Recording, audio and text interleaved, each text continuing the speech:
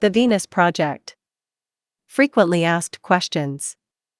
By Jacques Fresco and Roxanne Meadows. What is the Venus Project? Very briefly, the Venus Project is an organization that proposes a feasible plan of action for social change, a holistic global socio-economic system called a resource-based economy that works toward a peaceful and sustainable global civilization. It outlines an alternative to strive toward where human rights are not only paper proclamations, but also a way of life. The Venus Project presents an alternative vision for a sustainable world civilization unlike any political, economic, or social system that has gone before. It envisions a time in the near future when money, politics, self, and national interest have been phased out. Although this vision may seem idealistic, it is based upon years of study and experimental research. It spans the gamut from education, transportation, and clean sources of energy to total city systems. Many people believe that what is needed is a higher sense of ethical standards and the enactment of international laws and treaties to assure a sustainable global society. Even if the most ethical people in the world were elected to political office, without sufficient resources, we would still have many of the same problems we have today.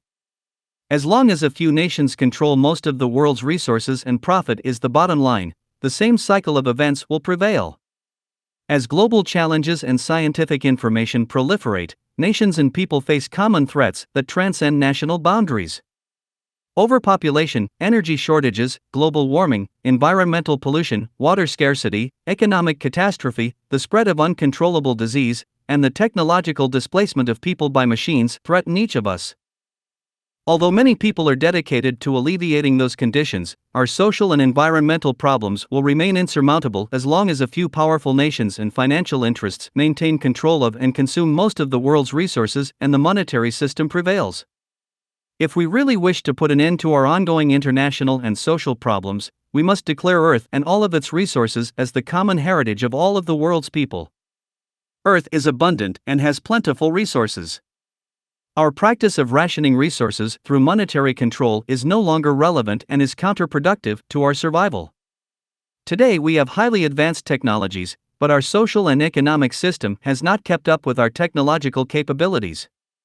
We could easily create a world of abundance for all, free of servitude and debt based on the carrying capacity of Earth resources. With the intelligent and humane application of science and technology, humanity can guide and shape the future together while protecting the environment. We don't have enough money to accomplish these ends, but we do have more than enough resources. What is a resource-based economy? To transcend these limitations, the Venus Project proposes we work toward a worldwide, resource-based economy, a holistic social and economic system in which the planetary resources are held as the common heritage of all the Earth's inhabitants. The current practice of rationing resources through monetary methods is irrelevant, counterproductive, and falls far short of meeting humanity's needs. Simply stated, within a resource-based economy we will utilize existing resources, rather than money, to provide an equitable method of distribution in the most humane and efficient manner. It is a system in which all goods and services are available to everyone without the use of money, credits, barter, or any other form of debt or servitude. To better understand a resource-based economy, consider this. If all the money in the world disappeared overnight, as long as topsoil, factories, personnel, and other resources were left intact, we could build anything we needed to fulfill most human needs. It is not money that people require, but rather free access to most of their needs without worrying about financial security or having to appeal to a government bureaucracy. In a resource-based economy of abundance, money will become irrelevant. We have arrived at a time when new innovations in science and technology can easily provide abundance to all of the world's people. It is no longer necessary to perpetuate the conscious withdrawal of efficiency by planned obsolescence, perpetuated by our old and outworn profit system. If we are genuinely concerned about the environment and our fellow human beings, if we really want to end territorial disputes, war, crime, poverty, and hunger, we must consciously reconsider the social processes that led us to a world where these factors are common. Like it or not, it is our social processes, political practices, belief systems, profit-based economy, our culture-driven behavioral norms that lead to and support hunger, war, disease, and environmental damage. The aim of this new social design is to encourage an incentive system no longer directed toward the shallow and self-centered goals of wealth, property, and power. These new incentives would encourage people towards self-fulfillment and creativity, both materially and spiritually. Why do you feel that an approach as revolutionary as the Venus Project is necessary? Our current system is not capable of providing a high standard of living for everyone, nor can it ensure the protection of the environment because the major motive is profit. Businesses aren't entirely to blame, they are forced to operate this way in order to retain the competitive edge. Additionally, with the advent of automation, cybernation, and artificial intelligence, there will be an ever-increasing replacement of people by automated systems. As a result, fewer people will be able to purchase goods and services even though our capability to produce in abundance will continue to exist.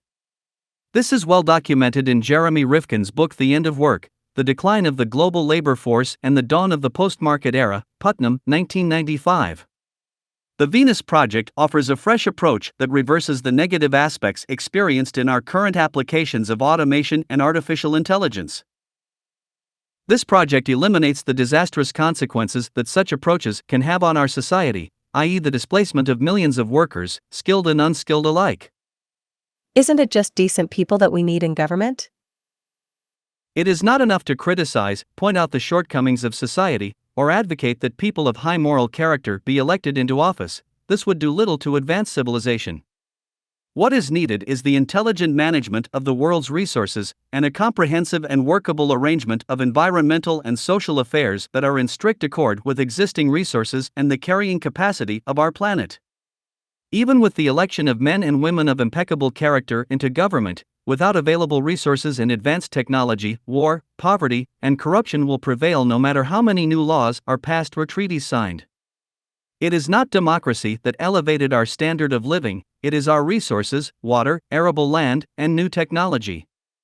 Rhetoric and paper proclamations are irrelevant in the management of human and social affairs. Please elaborate a bit, if you will, on your views regarding money. If all the money in the world were destroyed, as long as we have sufficient arable land, the factories, the necessary resources, and technical personnel, we could build anything and even supply in abundance. During the Depression, there were vacuum cleaners in store windows and automobiles in car lots. The earth was still the same place. There was just no money in people's wallets and very little purchasing power. At the beginning of World War II, the US had about 600 first-class fighting aircraft. We rapidly overcame this short supply by turning out over 90,000 planes per year. The question at the start of World War II was, do we have enough funds to produce the required implements of war? The answer was no, we did not have enough money or gold, but we did have more than enough resources. It was the available resources and technical personnel that enabled the US to achieve the production and efficiency required to win the war. It appears that the real wealth of any nation is in its natural resources and its people who are working toward a more humane lifestyle through the elimination of scarcity. All social systems, regardless of the political philosophy, religious beliefs, or social mores, ultimately depend upon natural resources, i.e., clean air and water and arable land area, and the industrial equipment and technical personnel for a high standard of living. The money-based system was designed hundreds of years ago and was hardly appropriate for that time. We still utilize the same outmoded system, which is probably responsible for most of today's problems. I have no doubt that even the wealthiest person today would be far better off in the high-energy society that the Venus Project proposes. What are some of the detrimental effects of the monetary system? There are many disadvantages to using this old method of exchange for goods and services. We will consider just a few here and let you add to this list on your own. 1. Money is just an interference between what one needs and what one is able to get. It is not money that people need, it is access to resources. 2. The use of money results in social stratification and elitism based primarily on economic disparity. 3. People are not equal without equal purchasing power. 4. Most people are slaves to jobs they do not like because they need the money. 5. There is tremendous corruption, greed, crime, embezzlement, and more caused by the need for money. 6. Most laws are enacted for the benefit of corporations, which have enough money to lobby, bribe, or persuade government officials to make laws that serve their interests. 7. Those who control purchasing power have greater influence. 8. Money is used to control the behavior of those with limited purchasing power. 9. Goods such as foods are sometimes destroyed to keep prices up. When things are scarce, prices increase. 10. There is tremendous waste of material and strain on available resources from superficial design changes for newer fads each year in order to create continuous markets for manufacturers. 11. There is tremendous environmental degradation due to the high cost of better methods of waste disposal. 12. The earth is being plundered for profit. 13. The benefits of technology are only distributed to those with sufficient purchasing power. 14. Most important, when the corporation's bottom line is profit, decisions in all areas are made not for the benefit of people and the environment, but primarily for the acquisition of wealth, property, and power. You mentioned economic collapse in your book. Do you believe this is the only way our society can escape a monetary economy? No government in history has ever planned ahead and directed society into the next phase of social evolution. Established orders want to perpetuate themselves. Unfortunately, it may take an economic breakdown and people becoming disillusioned with their leaders before they will seek an alternative social direction. Social change was always brought about by economic collapse, corruption in government, abuse of the population, etc. Governments are generally comprised of businessmen, lawyers, and other self-appointed individuals with personal and corporate interest rather than upgrading society as a whole. Wouldn't there be resistance by the rich and powerful?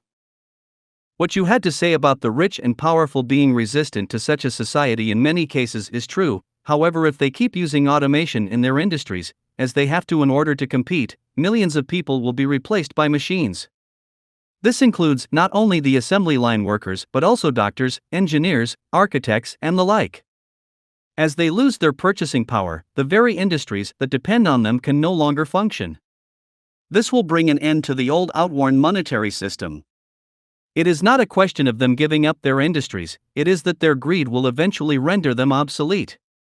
Only when science and technology are used with human concern in a world in which all of the Earth's resources are held as the common heritage of all of the Earth's people can we truly say that there is intelligent life on Earth. In the idea of future, do you think that the regional differences will still have the greatest influence as they do today? Or will these differences disappear? Our problems today are enormous and global in their scope and impact. They cannot be solved by any one nation. The concept of common good is global in nature, but local in implementation. We must start with what we have in common, overcome our regional differences. All social systems, regardless of political philosophy, religious beliefs, or social customs, ultimately depend upon natural resources like clean air and water, arable land, and the technology and personnel to maintain a high standard of living. This can be accomplished through the intelligent and humane application of science and technology using a global systems approach. When money and self-interests are outgrown, interaction between nations won't be based on self-interest, but on mutual interest. This approach will help eliminate artificial boundaries that separate people. What types of pressures would be alleviated in the Venus Project's designs? The greatest lesson we might learn could be that human beings free of debt, insecurity, and fear become much more amiable. No one will be out to sell anyone anything or to deprive another of possessions or money. In a resource-based economy, the basis for unhealthy human aggression will be outgrown. People will no longer be burdened by the nagging concerns that consume so much of our attention, such as mortgages, healthcare costs, fire insurance, economic recession, the loss of jobs, depression, and taxes. With the elimination of these burdens and the removal of the conditions that create feelings of envy, greed, and competition, our lives would be far more meaningful. For the first time, we may begin to know what it means to be human. As we enhance the lives of others, protect our environment, and work toward abundance, all our lives can become richer and more secure. If these values were put into practice, it would enable all of us to achieve a much higher standard of living within a relatively short period of time, a standard of living that would be continuously improved. People would be free to pursue whatever constructive endeavor they choose without the economic pressures, restraints, and taxation that are inherent in the monetary system. By constructive endeavor, we mean anything that enhances the lives of the individual and others. When education and resources are available to all without a price tag, there will be no limit to human potential. With these major alterations, people would eventually live longer, more meaningful, and healthier lives. The measure of success would be the fulfillment of one's individual pursuits rather than the acquisition of wealth, property, and power. What is the single most important aspect of the project? The single most important aspect of the project is the social direction of all nations working together on the restoration of the environment in a resource-based economy. The aim is to establish all of the Earth's resources as the common heritage of all of the world's people. This we see as the only process to end the present cycle of events of war, poverty, hunger, political corruption, and environmental degradation. The technology that we present can make it possible for the global population to obtain a very high standard of living that is higher than ever imagined possible. We could eventually surpass the artificial boundaries that divide people. If you fail to grasp the significance, consider this: in the United States, when the states joined together, the militias disappeared at the borders and Americans were free of territorial disputes. This same process can be applied globally, where all science and technology are utilized for the benefit of all of Earth's inhabitants. What is the plan? It is far more efficient to build new cities as self-contained systems from the ground up than to restore and retrofit old ones. New cities can take advantage of the latest technologies and be clean, safe, and desirable places to live. In many instances, a circular arrangement will be utilized. We need a current survey of all available planetary resources. The first experimental city or planning center will conduct a global survey of arable land, production facilities, transportation, technical personnel, population, and all other necessities required for a sustainable culture. This survey will enable us to determine the parameters for global planning for humanizing social and technological development, based on the carrying capacity of Earth and the needs of its people. This can best be accomplished with a constantly updated, computerized model of our planetary resources.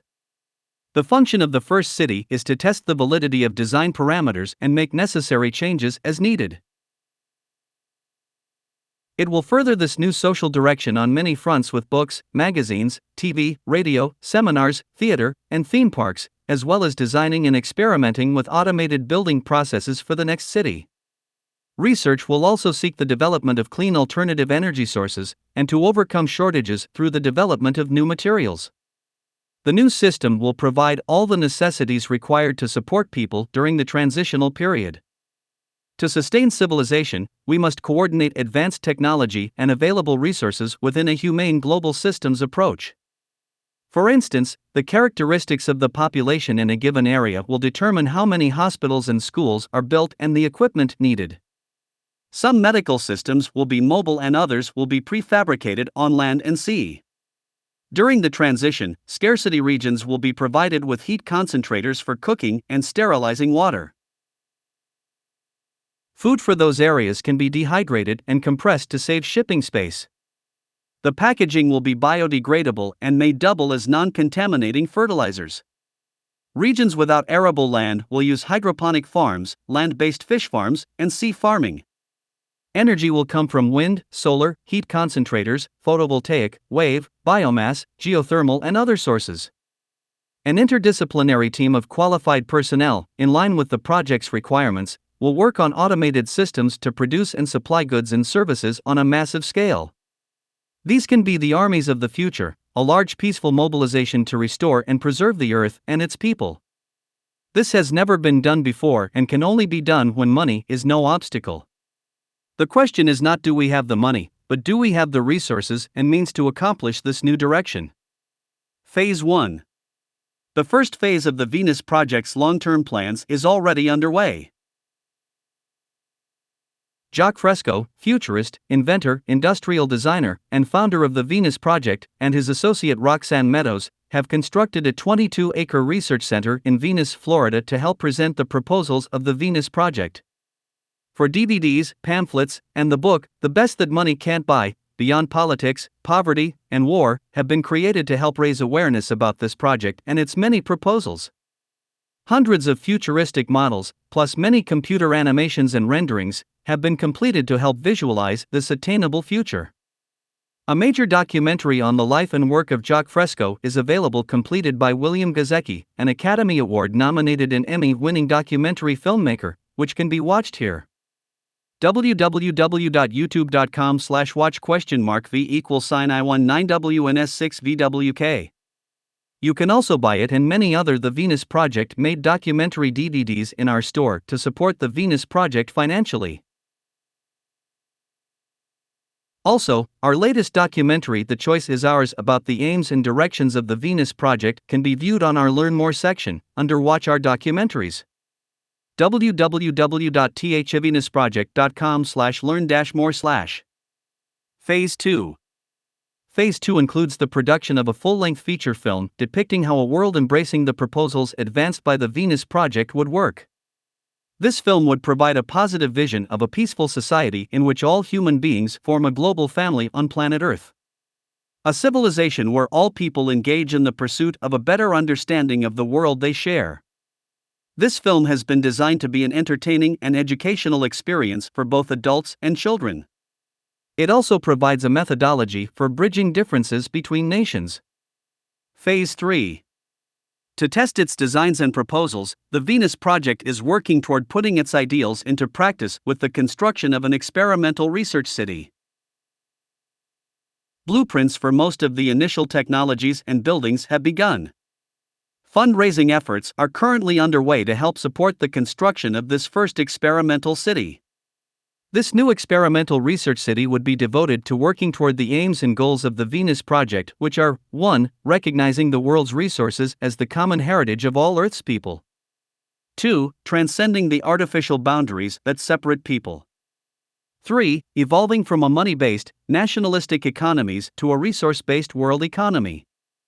4. Assisting in stabilizing the world's population through education and voluntary birth control in order to conform to the carrying capacity of Earth's resources. 5. Reclaiming and restoring the natural environment to the best of our ability. 6. Redesigning our cities, transportation systems, agricultural industries, and industrial plants so that they are energy efficient, clean, and able to conveniently serve the needs of all people. 7. Sharing and applying new technologies for the benefit of all nations. 8. Developing and using clean and renewable energy sources. 9. Manufacturing the highest quality products for the benefit of the world's people. 10. Requiring environmental impact studies prior to construction of any mega projects. 11. Encouraging the widest range of creativity and incentive toward constructive endeavor. 12. Outgrowing nationalism, bigotry, and prejudice through education. 13. Outgrowing any type of elitism, technical or otherwise. 14. Arriving at methodologies through careful research, rather than from mere opinions. 15. Enhancing communication in schools so that our language corresponds to the actual physical nature of the world. 16. Providing not only the necessities of life, but also offering challenges that stimulate the mind while emphasizing individuality over uniformity. 17. Finally, preparing people intellectually and emotionally for the changes and challenges that lie ahead. Phase 4. After the experimental research city is built, a theme park is planned that will entertain and inform visitors about humane and environmentally friendly lifestyles. It will feature intelligently designed cities, houses, high-efficiency, non-polluting transportation systems, advanced computer technology, and many other innovations that can add value to the lives of all people in the shortest possible time. We are quite aware that no one can actually predict the future. We can only extrapolate from present information and trends. Population growth, technological change, worldwide environmental conditions, and available resources are the primary data required for future projections. There is no single philosophy or religious, political, scientific, or ideological point of view that someone would not take issue with. We feel certain, however, that the only aspects of the Venus Project that may appear threatening are those that we impose upon ourselves.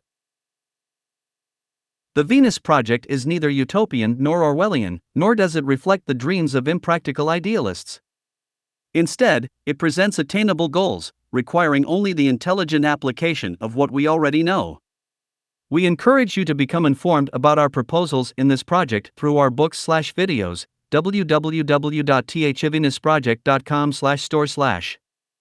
YouTube channel www.youtube.com/channel/UCPNMR_IABVYFMC3G9I1 or 3LW.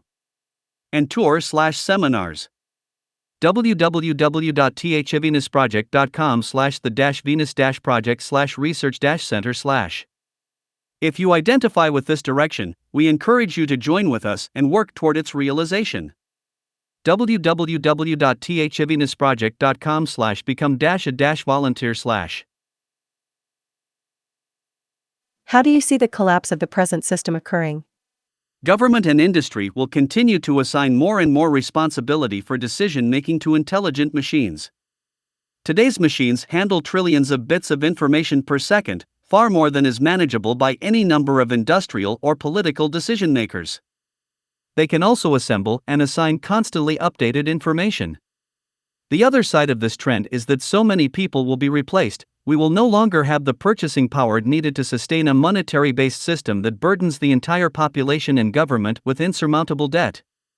As the old monetary system begins to displace more and more people by its reliance on automation, these people will cease to respect the authority of industry. The time-honored pattern of living in all industrial countries, the balancing of work and family interest, would become impossible to maintain for the majority of people displaced by automation. As artificial intelligence develops, machines will be assigned the tasks of complex decision-making in industrial, military, and governmental affairs. This would not imply a takeover by machines. Instead, it would be a gradual transfer of decision-making processes to machine intelligence as the next phase of social evolution. Many people believe that government leaders bring about change with a deep concern for the well-being of their citizenry. Nothing could be further from the truth, nor did past shifts in society come about as the results of changes in the schools or the home. All established government systems tend to preserve and uphold their own interests and power base. The real forces responsible for change have more to do with unforeseen, external events or biosocial pressures that physically alter our environment and establish social arrangements. For example, the infusion of machines in processes that replace people and remove their means of making a living, adverse natural conditions of drought, flood, storm, and earthquake, man-made disasters of economic oscillations, or some outside threat of hostile nations. How do we get from here to there? The Venus Project is in the process of introducing a set of values and procedures that may enable us to achieve social nucleation. Our project will provide the designs and blueprints for a prototype community to test the validity of our proposals. We will strive to achieve a relevant orientation by which people may adapt intellectually and emotionally to our new technological age. We feel that anything short of overall social design would be inappropriate and ineffective. Since we begin in a monetary-based society, the means for raising funds to construct this experimental community can be accomplished in several different ways. One is through the production of a major motion picture depicting the advantages of this new social system for all of the world's people. Another possibility is the building of a theme park where visitors would actually experience some of the many benefits of the Venus Project's proposals.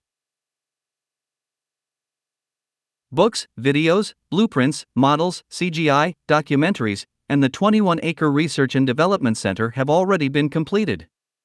www.thevenusproject.com/store/c/books/ www.youtube.com/channel/UCPNMR_IABVYFMC3G9I1 or 3LW.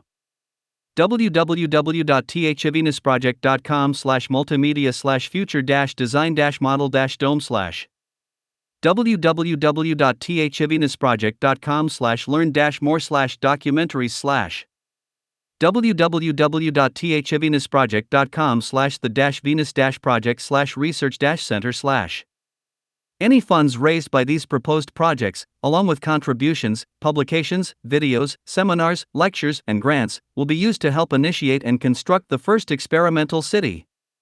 Our proposals are submitted to the general public and to all educational institutions. We invite your participation. If enough people find the proposals acceptable and join with us in this new advocacy, we could form the nucleus of an organization to more forcefully implement the aims of the Venus Project. During the Great Depression of 1929, when banks failed and people were laid off, things seemed hopeless. Those conditions brought about new organizations to address the many problems, everything from Mankind United, socialism, communism, technocracy, and the World Federalist. They produced social awareness on a large scale. These conditions are sometimes referred to as biosocial pressures or the march of events. At present, people are not well enough informed to devise a relevant and workable social system through rational methods. The Venus Project will not be installed by today's political leaders who are not appointed to change things but to keep things as they are. It is only through the failure of existing social institutions and political incompetence that people will seek other possible social alternatives. They are mainly motivated by severe conditions that threaten their safety and existence. No nation today is about to give up its sovereignty for a social arrangement that has never been tried. Therefore, it will take a social breakdown to stimulate the search for alternative social designs. This has been the case throughout human history. The breakdown. The Venus Project cannot be put into practice on a global scale until the economic systems of the world fail to provide for the needs of people. What will bring about the collapse of the world's monetary systems is the infusion of automation and the outsourcing of jobs. This includes not only assembly line workers but also doctors, engineers, architects, and the like. As workers and professionals lose their purchasing power, the industries that depend on them can no longer function. This will bring an end to the monetary system. It is not a question of owners giving up their industries so much as the fact that people will not have the purchasing power to sustain this system. Even the motion picture industry is generating computerized people who will replace many TV announcers and personalities. This breakdown is already well underway on a global scale. While these drastic conditions will help produce the motivation for social change, no individual or organization has laid out what changes are necessary and how to bring them about. Our current system is not working. Unless people are aware of or knowledgeable about what is needed, they will continue to repeat the same mistakes: war, recession, boom and bust, hunger, poverty, and much unnecessary human suffering. The aims of the Venus Project cannot be achieved until people become aware of its proposals and aims. To introduce to the world this new social direction, the best vehicle is a major motion picture. It will present simply and understandably the advantages to all nations of participating in a resource-based economy. This film will be both entertaining and educational. It would present the limitless possibilities of an evolving society which surpasses politics, poverty, money, and war. A major film could reach the largest number of people the world over in the shortest possible time. We feel it is necessary to produce this motion picture in advance of the social breakdown to help prepare people for this transition and present them with a direction to work toward. There is a lot of work to be done.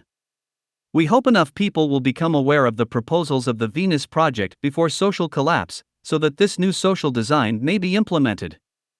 Therefore, our main objective is education through the media. If enough people learn about this direction, accept these proposals, and wish to organize to bring it about, we will then work toward the building of a first experimental city. The Venus Project has designs and blueprints for a prototype community.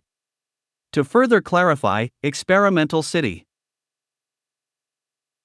The Venus Project proposes the building of a new experimental city whose purpose is twofold. 1. To test the workability of the Venus Project's designs and proposals, and to provide the information necessary to enable people to adjust intellectually and emotionally to social transition. 2. To establish a permanent planning center that will be used for future long and short-term planning of global projects to help implement a resource-based economy and overcome scarcity, hunger, poverty, and other social ills. This would not be a private enterprise venture for a select few, but would be an open city for the public to visit. The proposed circular configuration of these new cities is not just stylized architectural conceptualizations, they are the result of years of research into providing an environment that can best serve the needs of the inhabitants and yet conserve resources. Without extensive knowledge of the symbiotic relationship between humanity and its environment, it would be extremely difficult to develop workable solutions to our many problems. The Venus Project has taken this and many other factors into careful consideration. The decisions of a transitional government in this environment would be based upon what is needed to reach the goals of a humane, environmentally sound, and technically sustainable society. Like all other innovative social projects, it starts out with a few devoted people who dedicate their time to informing others about the humane benefits of this new direction. People are invited to help in whatever capacity they can during the initial phases of the new experimental city. An interdisciplinary team of systems engineers, computer programmers, architects, city planners, sociologists, educators, etc. would also be needed. The design of the Venus project does not regard environmental conditions as fixed or static. We must allow for adaptation within the system as a continuous process. This will avoid perpetuating temporary arrangements beyond their period of usefulness. This circular design could be the prototype for a series of new cities to be constructed in various places throughout the world. The rate of progression will depend upon the availability of funds raised and how many people identify with, participate in, and support this direction. As these new communities develop and become more widely accepted, they may very well form the basis of a new society, preferably through the process of evolution rather than revolution. The Venus Project does not advocate dissolving the existing free enterprise system. We believe it will come to an end of its own accord as a part of social evolution. We encourage you to become better informed about the proposals of this project through our books and videos, and invite you to join with us in working toward the realization of a new civilization that could provide a better life for everyone. In conclusion, many people want to know what to do immediately to help bring about global unification. If you identify with the proposals of the Venus Project, you can help bring it about by learning more about us through our books and DVDs. You can help promote this direction in any way you are able. Speaking to others about these ideas, fundraising, grant writing, helping with publicity, promoting lecture tours, or helping to produce promotional materials will all help. If you are in a position to initiate the motion picture, this would be very important. There is a lot to do, and we need the help of many people in bringing these ideas to the public. Our findings and design proposals will be submitted to the general public and all educational institutions. If enough people find the proposals acceptable and choose to join with us in this new advocacy, they will help form the nucleus of an organization to carry out our aims. The future is our responsibility. If we fail to accept this responsibility, others will do our thinking for us. What are the first steps taken toward a global resource-based economy? After agreement is attained by nations to move toward unification and sharing of the Earth's resources, a global survey of available resources, technical personnel, production plants, arable land etc. has to be done to provide us with sufficient information in order to ascertain the parameters of social design. During the initial phase, the cybernated system being developed will serve as a data bank to tell us what is available. This will enable us to proceed with the design. The major initial task will be to provide food, water, shelter, medical care, and clean sources of energy. During the transition, scarcity regions will be provided with heat concentrators for cooking and sterilizing water. Food for those areas can be dehydrated and compressed to save shipping space. We would extrude many food products which consist of high-protein foods containing most of the necessary nutrients to sustain those in the underdeveloped regions. The packaging will be biodegradable and may double as non-contaminating fertilizers. Regions without arable land will use hydroponic farms, land-based fish farms, and sea farming.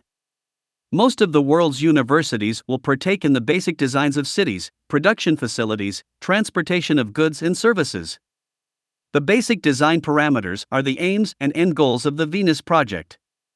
Some of these may be the efficient, economic and safe utilization of resources for the benefit of people and the environment while considering the recycling of materials. The units of construction would be easily assembled and disassembled by prefabrication, automation and shape memory materials. Clean sources of energy will be a priority in all of the infrastructure. Energy will come from wind, solar, heat concentrators, photovoltaic, wave, biomass, geothermal and other sources. Although many ideas will be submitted, the methods of selecting will be based upon energy determinants or the required energy to produce a given product. There will be many materials that will not be readily available.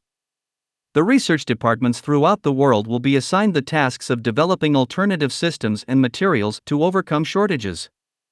One must remember that the research and development does not depend on funding, and resources will be assigned where most needed, so development will be tremendously accelerated.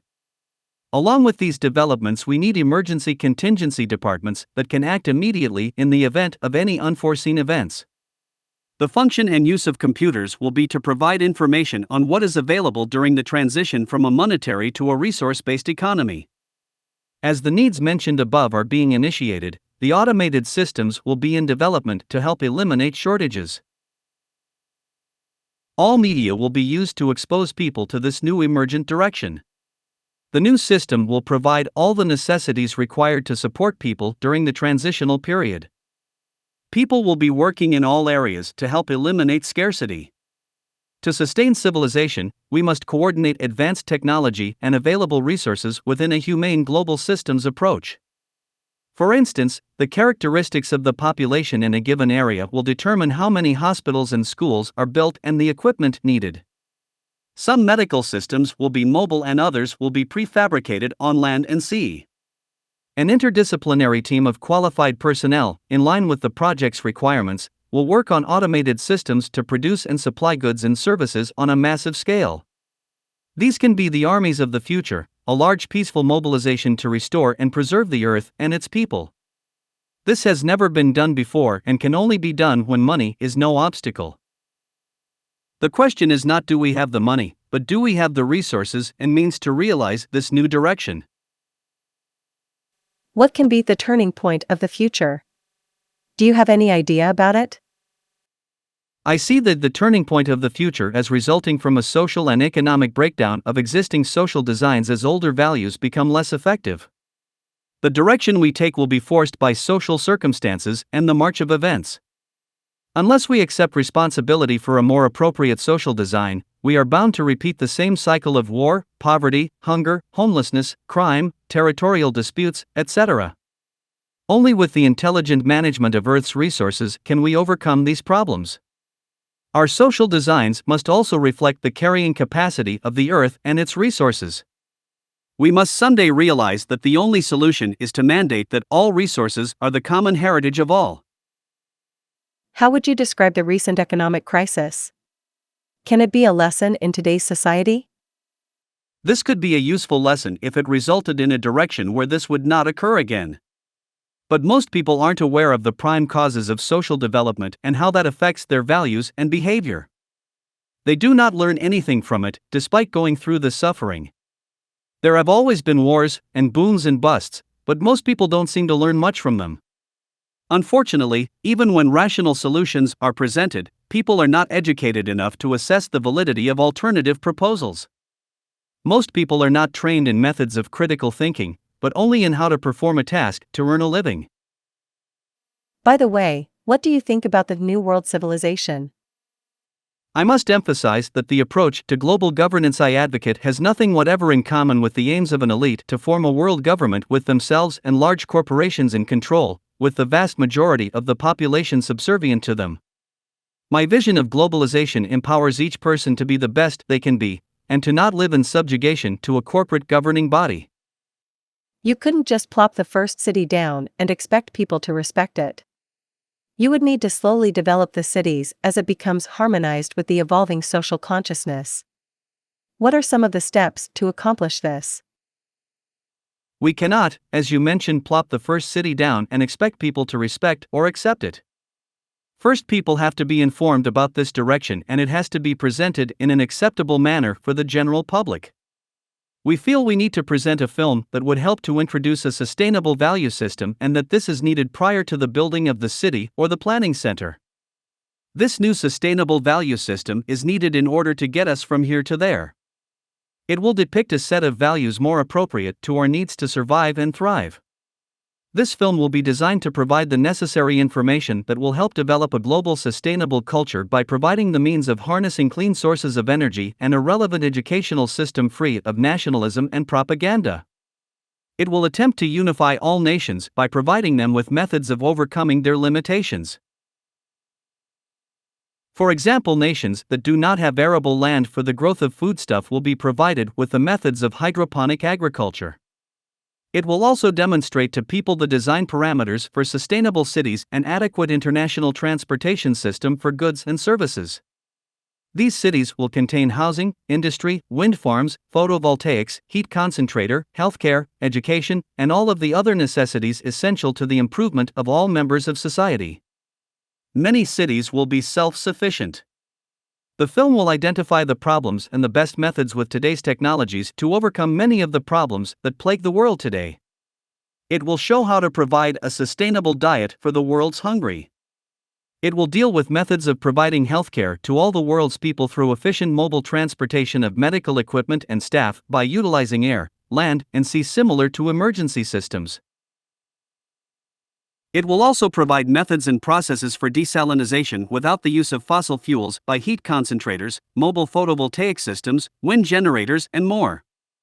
Where feasible, we will harness all moving water streams such as the Gulf Stream, Icelandic Current, and other ocean currents that can be directed toward the development of energy.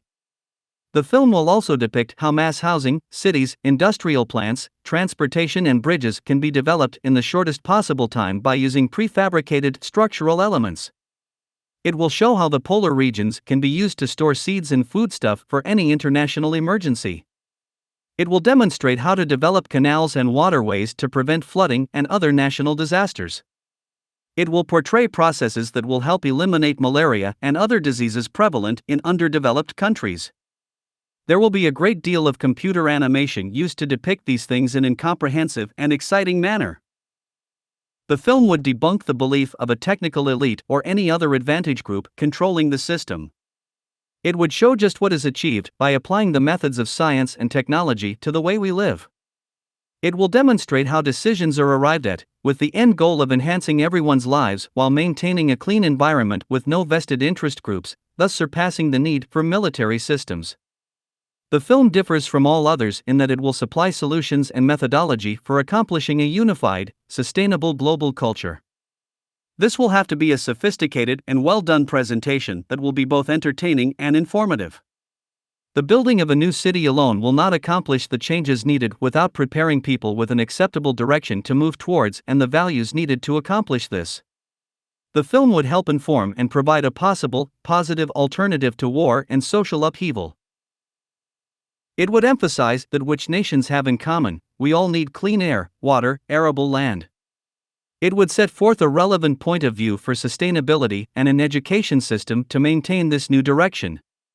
This is not designed to impose a value system upon any nation, but to invite all nations to participate in the restoration of the environment, as well as a method for a positive future.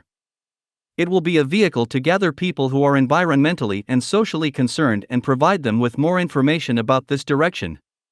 It would lay out an attainable blueprint. We could then form an organization to gain funds to do a first city, which will be a planning center to further these aims.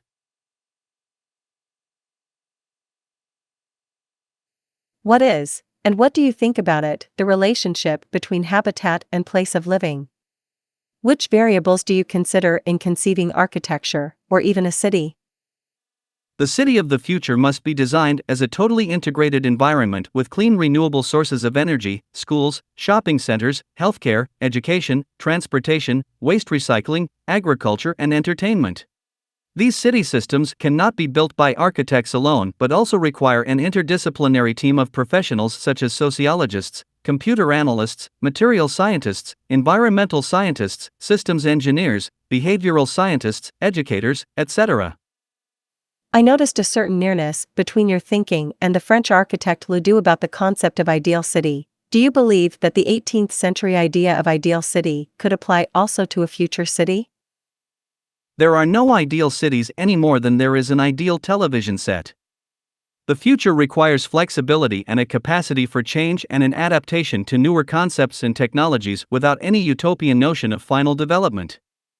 I believe future generations will evolve their own social arrangements. I do not believe in any final frontiers, and the future will continue to undergo changes based upon successive phases of social development. Being civilized is an ongoing process and not attainable. The same is true for intelligence. An intelligent electrical engineer of 75 years ago could not get a job today. He would be educated in antiquated terms that evolved from earlier times. What would you consider to be the most difficult technological hurdle to overcome before building the circular city?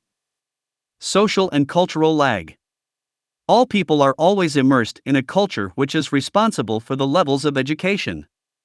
Today, unfortunately, most education is designed as propaganda rather than information related to the physical laws that govern all living and non-living systems. Many of your designs seem to reflect retro-mod trends. What was your thinking behind the shapes and the black/white facades of the structures? Most of the designs of the city systems, industries, transportation, and associated industrial requirements such as automation and cybernetics are based upon the physical carrying capacity of Earth and its population. The design parameters are extracted from the physical equipment that exists along with today's technology and personnel. What would be done with the old cities? Most of the old cities would be leveled and mined for their resources. They are too inefficient to maintain. Some of the cities would be set aside as museum cities. What main concepts do you keep in mind whenever you design structures or transportation? Keeping it simple and efficient, the availability of resources, and the methods for carrying out structural design. Can you briefly describe the process you used in designing the circular city? What factors were most important? The factors that were most important were to design a self-sufficient system where schools, transportation, housing, agriculture, healthcare, research facilities for innovation, and a productive healthy lifestyle for all were incorporated into the total design. What kind of change do you expect in architecture? Ending pollution and waste while keeping a high standard of living will require profound changes in the way we plan cities and conduct human affairs. While some advocate modifying existing cities and spend lots of time and resources attempting to update them, I find such attempts inadequate. Modification carries a large price in dollars and sustaining resources. Modifying and building onto what we have means supporting older infrastructure and energy requirements, a high cost for operation and maintenance thereof, overall inefficiency, and detrimental effects on occupants. It is less expensive to build new cities from the ground up than to restore and maintain old ones, just as it is more efficient to use state-of-the-art production methods than to upgrade obsolete factories. The innovative multi-dimensional circular cities I propose use the most sophisticated resources and construction techniques. The geometrically elegant circular arrangement, surrounded by parks and gardens, is designed to operate with a minimum expenditure of energy while obtaining the highest possible standard of living. The city would use totally clean technology in harmony with the local ecology. When we see a city as a biome that grows and adapts, and requires energy, food, water, disposal systems, and arteries for transportation of goods and people, our ideas about space and permanence change dramatically. Our present haphazard growth patterns reflect available space and access rather than cohesive planning. Joining city elements together in a predetermined way conserves energy and provides easy access to all portions of the city. The prefabricated elements comprising the city would be designed to permit modification as needed. As newer materials come online, the city design can be continuously upgraded, while also keeping in mind new technological and structural progress, and evolving human patterns. All systems would be of an emergent nature and constructed to allow maximum latitude in accommodating change. This would permit the city to function as an evolving integrated organism rather than as a static structure. The design and development of these new cities emphasize restoration and protection of the environment. In my view, technology without human concern is meaningless. How would one choose a home? An example of the wide range of choice available in a resource-based economy is the way one selects a house. For instance, a man and woman may visit an architectural design center and sit in front of a clear hemisphere approximately 6 feet in diameter. The woman describes the type of house she would prefer and her areas of interest. The house appears as a three-dimensional image in the center of the hemisphere. It rotates slowly to present a view of the interior and exterior. Then the man describes his major interests and preferences and suggests a larger balcony. The three-dimensional image is adjusted. When they have finished requesting changes, the computer presents various alternatives to consider. They will also enter a sensorium to experience a walkthrough of their preferred design and continue to make changes. When they arrive at a final design, construction procedures are set in motion. The computer selects materials for efficiency and durability. None of the architecture is permanent and can be modified and updated at the request of the occupants. This is real individual choice. In a monetary system, most live near their work with a house, car, and lifestyle they can afford, or all too often cannot afford, rather than one they prefer. Today we are only as free as our purchasing power permits. Lacking a true sense of self-worth, many buy houses as status symbols just to impress others. A resource-based economy changes the nature of our dwellings from that of status symbol, or just basic shelter, to a reflection of individuality and personal interests. Is everything going to be easier than today regarding the materials we use at home, for example, white goods, furniture, etc.? Then, how is it going to be changed? In the future, people may be shielded from weather by electronic means. Newer technologies may make walls transparent so that occupants can view the surrounding landscape without those on the outside being able to see in. Daylight could be softened and subdued according to the preferences of the occupants. Dwellings could provide a barrier to sound, insects, and dust, while also maintaining an optimal internal temperature. The building's materials may generate energy and control the surrounding climate. The home will be engineered to do its own maintenance. For example, a floor surface could be ceramic without the grout.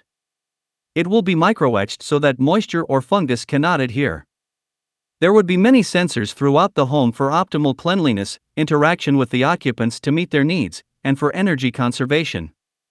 In some cases, the interior walls and ceiling will be luminescent rather than using any single source of light. Color would change on demand. Speaker systems and other electronic devices could be an inherent part of the structure. The telephone may be invisible and a component part of the interior structure. It may focus sound to the location of your ear. The furnishings may consist of totally different configurations that automatically adjust to our bodies as we move. In your project, new social mentality is introduced. What novelties in architectural forms and constructions does the Venus Project offer? While some advocate the modification of existing cities and spend much time and resources attempting to update them, we find such attempts inadequate. Modification carries a large price in dollars and sustainable resources. Modifying and building on what we have means we must continue to support a combination of older systems' infrastructure and energy needs, their high cost of operation and maintenance, and their overall inefficiency, not to mention their detrimental effect on the occupants. It is actually less expensive to build newer cities from the ground up than to restore and maintain the old ones, just as it is far more efficient and less costly to design a flexible, state-of-the-art production method than to attempt to upgrade an obsolete factory. To live in a world without pollution and waste, yet keep parks, playgrounds, art and music centers, schools, and healthcare available to everyone without a price tag, profound changes are required in the way we plan our cities and conduct human affairs. To support this new aim and direction, our city designs, industrial plants, waterways, energy systems, production and distribution centers, and transportation systems must be redesigned and operated as a coherent, integrated, global energy system, enabling them to be safe, clean, and energy efficient. In this way, we can use our technology to overcome resource shortages, provide universal abundance, and protect the environment. In this society, construction techniques would be vastly different from those employed today. It would combine the most sophisticated utilization of available resources and construction techniques. Self-erecting structures would prove most expedient and efficient in the construction of industrial plants, bridges, buildings, and eventually the entire global infrastructure. This would not create cookie-cutter cities. The notion that intelligent overall planning implies mass uniformity is absurd.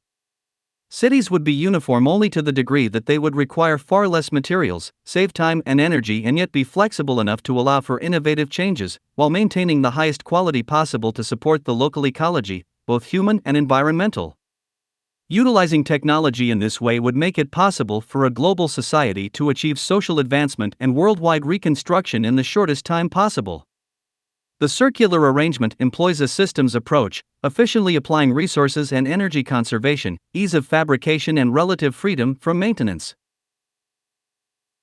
The process of assembling entire cities through the standardization of basic, structural systems prefabricated in automated plants and often assembled on site, permits a wide range of flexibility in design and takes advantage of interchangeable units to permit changes for new and innovative installations. All systems would be of an emergent nature and constructed to allow the maximum latitude in accommodating change. This could permit the city to function as an evolving, integrated organism rather than a static structure. It is far less expensive to build entire efficient, sustainable cities even in today's monetary system because we only design 1/8 of the circular city and reproduce it. The buildings would be so designed for easy assembly or disassembly. In this way, cities could take on new and different appearances depending on their function. Each would be unique. This approach does not reduce the lives of people to a subsistence level, rather, it makes available all the amenities that modern science and technology can provide. Even the wealthiest people of today could not achieve a standard of living equal to that of a resource-based economy. What kind of change do you expect in health equipment? Health equipment will be in each home and it will automatically monitor the physical conditions of the occupants. It will make various adjustments to maintain optimal health. What kind of change do you expect in communication? Communication will be more signal and less noise. People will be educated in a much more precise and productive language. The language used by the average person is inadequate for resolving conflicts, but the language of science is free from ambiguities and the conflicts found in everyday emotionally driven language. It is deliberately designed, as opposed to having evolved haphazardly through centuries of cultural change, to state problems in terms that are verifiable and readily understood by those who use it. Much of today's confusion is the result of our inability to state problems precisely. When one can state problems precisely, we are more than halfway to the solutions. Most technical strides would have been unattainable without this improved communication language. Without a common descriptive language, we wouldn't have been able to prevent disease, increase crop yields, talk over thousands of miles, or build bridges, dams, transportation systems, and the other technological marvels of this computerized age. Unfortunately, the same is not true of conversational language. Attempts to discuss or evaluate newer concepts in social design are greatly limited by existing systems and beliefs. What kind of change do you expect in transport? Transportation will be rapid, clean, silent, and safe. In the new cybernated cities, maglev transfers will move horizontally, vertically, and circumferentially within and without. Over long distances, people can travel in trains inside tunnels. The trains could electrically repel air away from their surface, thereby diminishing skin resistance and permitting speeds up to 3,000 miles an hour. This could replace most aircraft. Is it possible to see flight cars in the near future? Individual transport systems would be inefficient compared to integrated transfers. I see totally integrated global transportation systems for freight and passengers. This integrated transportation network would consist of maglev transfers, submarines, freighters, boats, VTOL-type aircraft, and vector jet systems. I regard these methods as the most energy-efficient transportation systems available with today's technology. What kind of change do you expect in urban development? In these new total city system designs, all aspects of the city are well integrated. For example, in the agricultural belt, electronic probes embedded in the soil automatically inventory the water table, soil conditions, nutrients, etc., and act appropriately without requiring human intervention as conditions change. This industrial electronic feedback could be applied to the entire system. The new city would be an environment featuring clean air and water, healthcare, good nutrition, entertainment, housing, access to information, and education for all. It would have art and music centers, fully equipped machine shops, science labs, hobby and sports areas, and manufacturing districts. These new cities would provide recreation within a short distance of the residential district. This technology is inevitable. Waste recycling, renewable and clean power generating systems, and other services would be managed by integrated cybernated methods. Lifestyles and personal preferences are totally decided on by the individual. Some of the cities would be circular while others may be linear, underground, or constructed as floating cities in the sea. Eventually, many cities may be designed as total enclosure systems, much like cruise ships outfitted for a 6-month cruise. From a technological point of view, is the Venus Project real? Technically, the Venus Project is feasible today. Are there necessary materials, technologies of constructing and maintenance of eco-cities nowadays? There are more than the necessary materials available for the construction and maintenance of such eco-cities. What present-day materials, technologies, can be used in constructing the Venus Project? More efficient application of present-day materials for lightweight, high strength would be applied. Some of the materials that could be used are composites of high-strength inner and outer surfaces with a foamed inner core. The exterior surfaces could be of a ceramic material, glass, or prestressed, lightweight concrete. All the electronics could be an integral part of the building's modular components, each one easily connected to existing clean sources of energy. Many of the buildings could be self-contained with thermal generators, heat concentrators, and photovoltaic arrays built into the skin of the building, and with thermal panes to tint out the bright sunlight by variable patterns of shading. Outer surfaces will change color in different seasons to take advantage of heat loss or gain. These features would help to supply more than enough of the energy required to operate the entire building. Buildings may also contain a precise combination of dissimilar metals utilizing the thermocouple effect for heating and cooling, and other materials embedded in solid-state plastic or ceramic, structural materials. The warmer it gets on the outside, the cooler it becomes on the inside. The application of this principle can serve to heat or cool the buildings. What scientific developments, materials, technologies should be done to realize your project? Innovation and exploration will be a major concern in these new cities, and the future will generate newer materials and methods, which will result in vastly different expressions of structure, form, and function, each consistent with an evolving and changing world. The future technologies used in the construction of these new advanced cities are based on extrapolations and projections of feasible technologies and can be developed today. These newer materials will probably serve multiple purposes. They could be lightweight, high strength, and low maintenance, with acoustical properties not found in today's structures. Some new structural materials may be of a sandwich-type construction that is semi-flexible, with an inner foam core and a glazed ceramic outer surface to allow for expansion and contraction without fracture. This will require no maintenance. Their thin shell construction can be mass-produced in a matter of hours. With this type of construction, there would be minimal damage from earthquakes, hurricanes, termites, and fires. These newer materials could combine all of these factors as an integral part of the structural components. How do you imagine the building processes of the projects, standard, using prefabricated units or some other technologies? To achieve worldwide reconstruction to obtain a very high standard of living for all, large machines are needed that can handle huge building sections similar to the way ships are built today. Mega machines could construct entire buildings by computerized, pre-programmed instructions, reducing construction time considerably. This programming could be readily altered to fit changing conditions. Many of the city's architectural elements can be constructed in dry docks and floated to their destination. They can be moved off the flotation units by the means of water jets. Water jets require 1 pound of force to move 1 ton of weight. In other words, the completed buildings can be moved from the flotation units to their foundations, eliminating the necessity of bringing building materials for on-site construction. Eventually, these structures will be self-erecting and use composites such as shape memory materials. These are materials that can be pre-shaped for such items as contoured furniture. They are then flattened for easy shipment and activated electrically to assume their original shape. This process can be applied to portions of the structure as well. With advances in nanotechnology, their performance and durability will be increased considerably towards self-repair and automatic maintenance. Is there a preliminary cost of this kind of the complex? Is it cheaper or not?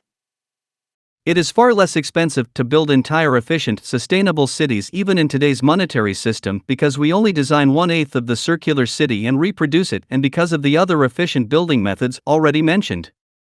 In your opinion, when will such towns be constructed? No government has ever advocated social change. The established order tends to perpetuate itself. Unfortunately, it may take an economic breakdown and people becoming disillusioned with their leaders to have them seek an alternative social direction. But if the direction of the Venus Project is not widely known, we will surely continue with today's destructive policies. When these social methods will be employed, we cannot say. It is not up to us, but depends on what we all can do to bring it about.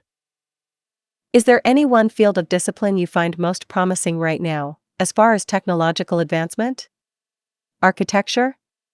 Material science, perhaps? The viewpoint of the generalist, which incorporates all of the factors necessary to sustain a highly technical, advanced civilization. Could individuals live outside the cities? Yes, people can live wherever they wish, especially when there is more research done on self-sustaining houses in terms of energy, but there would be so many advantages of living in this type of city. What the new city would provide is a total environment, with clean air and water, healthcare, good nutrition, access to information and education for all. The city would have art and music centers, fully equipped machine shops, science labs, hobby and sports areas, and manufacturing districts. These new cities could also provide all manners of recreation within a short distance of the residential district. This type of technology is inevitable. Waste recycling, renewable and clean power generating systems, and all manner of services would be managed by integrated, cybernated methods. The management of human affairs, such as lifestyles and personal preferences, are totally selected by the individual. Of course, people will be free to live wherever they choose. But these cities are planned with plenty of open country, parks, and wooded areas. In the areas for individual housing, there will be enough vegetation and trees between houses to impart a sense of privacy. Our proposal for a city of the future represents an achievable, sustainable, and sophisticated environment, one that is designed to help bring out the best in the human potential. These cities will not only provide resources and information but will be university cities of continuous growth, designed to encourage individuality, creativity, and cooperation, with concern for the total person and the environment in which they live. It is not the intent of the Venus Project to foster uniformity. It is our intent to provide the best tools and information relevant to the needs of each individual. The system also welcomes constructive criticism of its proposals, architecture, and all other aspects of the social system. But, what if someone wanted to go out into a remote area, far from the cities? For remote traveling, we propose aircars that propel the vehicle about 4 to 6 feet off of the ground and are propelled by a ring vortex. There would be individual aircraft accessible to anyone that don't require the type of operating skills necessary today. These transport units are likely to appear about 10 to 15 years following the transition. We don't try to patch the current infrastructure. First, we work at designing infrastructure, transportation and new cities, and then, while in transition, we continue to use conventional vehicles, land, sea and air, including other available methods from helicopters to all-terrain vehicles. We could put units on the conventional cars that avoid collisions by sonar, radar, or other means that slow the vehicles when needed. Tires will have a rim built in so if they go flat they won't lose control, and whatever safety devices that can be used on conventional cars until we get the other systems and cities underway. It really depends on what is new at the time. During the transition, participation is voluntary. We don't need that many people. You don't need to convince everyone. I was trying to think of an intermediate/bridging solution to the problem of automobile collisions. I'm curious as to his thoughts about such a common problem. 6,289,000 occur every year. Yes, you can make cars collision-proof, but it is much less expensive to redesign our cities with built-in transportation to any portion of the city, just as elevators are used in large buildings instead of a separate cubicle operated by each person with a separate motor. These elevators transport millions of people each year without accidents or collisions. In the interim, you can put sensors on cars to diminish accidents. They can be driven by electrical motors that put the brakes on before hitting something. The sensor can help maintain a safe distance between cars, but the cost would be enormous and detract from conservation of resources and the real solutions that could be worked on. This intermediary approach would be inefficient and more costly compared to redesigning the transportation system in an environment that includes this in the overall design. This type of thinking merely prolongs a more efficient system. Trying to patch up this technical infrastructure that we have is wasteful, detrimental, and in the long requires more energy. To a certain extent, moving people from one place to another is considered in the overall design of modern airports with conveyors and automated trains that takes one anywhere in the airport without accidents. Either we take on the job of conserving resources or face the consequences. It is not only the problem of accidents with cars, but take for instance the mammoth undertaking they did in Boston to tunnel under the ground for more highways. It is a ridiculous and costly approach that ultimately does not take care of the problem. Also, the inefficiency of the situation when there is an accident on a busy highway and people are stopped for miles. This could be true even with sensors in cars when there are other technical problems with individual cars that cause the accidents. There are many laws for cars on the highway, and when one violates the laws, there is another extremely costly system in place to penalize people. All this has to be taken into account for the cost of the automobiles. There are no laws for the speed or operation of elevators that the users are confronted with. Laws are merely to deal with technical inefficiency. The reason that Jacques redesigned the cities is that he took all the detrimental factors into account to start with. He started by designing cars that were safer but realized that was not the answer. Even suggesting that we can patch the system is putting the brakes on. After World War II, there was a good opportunity to redesign cities and solve the transportation problems, but we put up the same type of inefficient infrastructures. This will demonstrate the problem with our thinking process. We have to rethink our planning and update our cities to comply with new advances in technology. It shows you how hard it is to get an overview of our social designs and pose the right questions. We do not need to try and patch up an old established culture, but we need a new type of thinking to create an ever-changing emergent culture. It is dangerous and inappropriate to dwell on trying to make this system more efficient, and it is actually condescending to people to perpetuate the same kind of thinking and limiting factors that got us into this mess. The nation that has no vision for the future will be surpassed by those that do. It is not really an intermediate bridge when you hold people and technology back by trying to make inefficient changes that only serve to delay social advances. I put John Perkins in the same category, trying to make this system work and ethical when it is responsible for creating the problems in the first place. Why is this concept superior to other intentional community projects? Intentional communities attempt to have a better standard of living within our current system, but we see this as patchwork. If there is an economic breakdown, the intentional community falls apart. From our point of view, it is not a feasible solution, it is patchwork of private capitalism for a selected few. We are not against intentional communities, but it does not address the problems. It avoids addressing national and international conflict, unemployment, displacement of people by machines, environmental degradation, political corruption, and all the other artificialities of our civilization. How are resources distributed equitably? Distribution of goods and services without the use of money or tokens would be accomplished by establishing distribution centers. These centers would be similar to expositions, where the advantages of new products are explained and demonstrated. Exhibition centers will display what is new and available and will constantly be updated. If you visited Yellowstone National Park, you could check out a camera or camcorder, use it, and then return it to another distribution center or drop-off, eliminating storage and maintenance. Besides computerized centers throughout the communities where products would eventually be displayed, there will be 3D, flat-screen imaging in each home. If you desire an item, an order can be placed and the item automatically delivered directly to your place of residence without a price tag, servitude, or debt of any kind. This includes whatever people need, such as housing, clothing, education, healthcare, entertainment, etc. Raw materials for products can be transported directly to manufacturing facilities by automated transportation sequences using boats, monorails, maglev trains, pipelines, and pneumatic tubes. An automated, computerized inventory system would integrate the distribution centers and manufacturing facilities, coordinating production to meet demand. In this way, a balanced load economy can be maintained.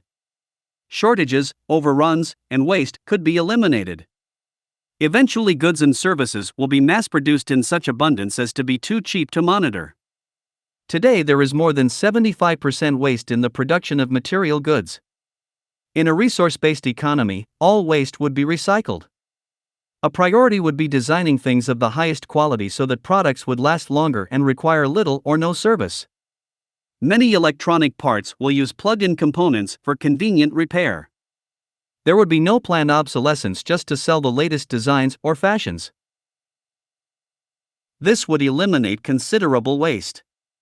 Energy can also be conserved in the loading and unloading of materials in transport systems. For instance, instead of unloading separate containers, an entire freight section will be disengaged from a cargo ship and replaced with another so that the ship does not waste time at the dock during loading and unloading. The same method can be applied to trains and planes. There will be one compartment for passengers and baggage, which can be disengaged from the plane or train as a new section is loaded, so that the vehicle is more effective and conserves time and energy.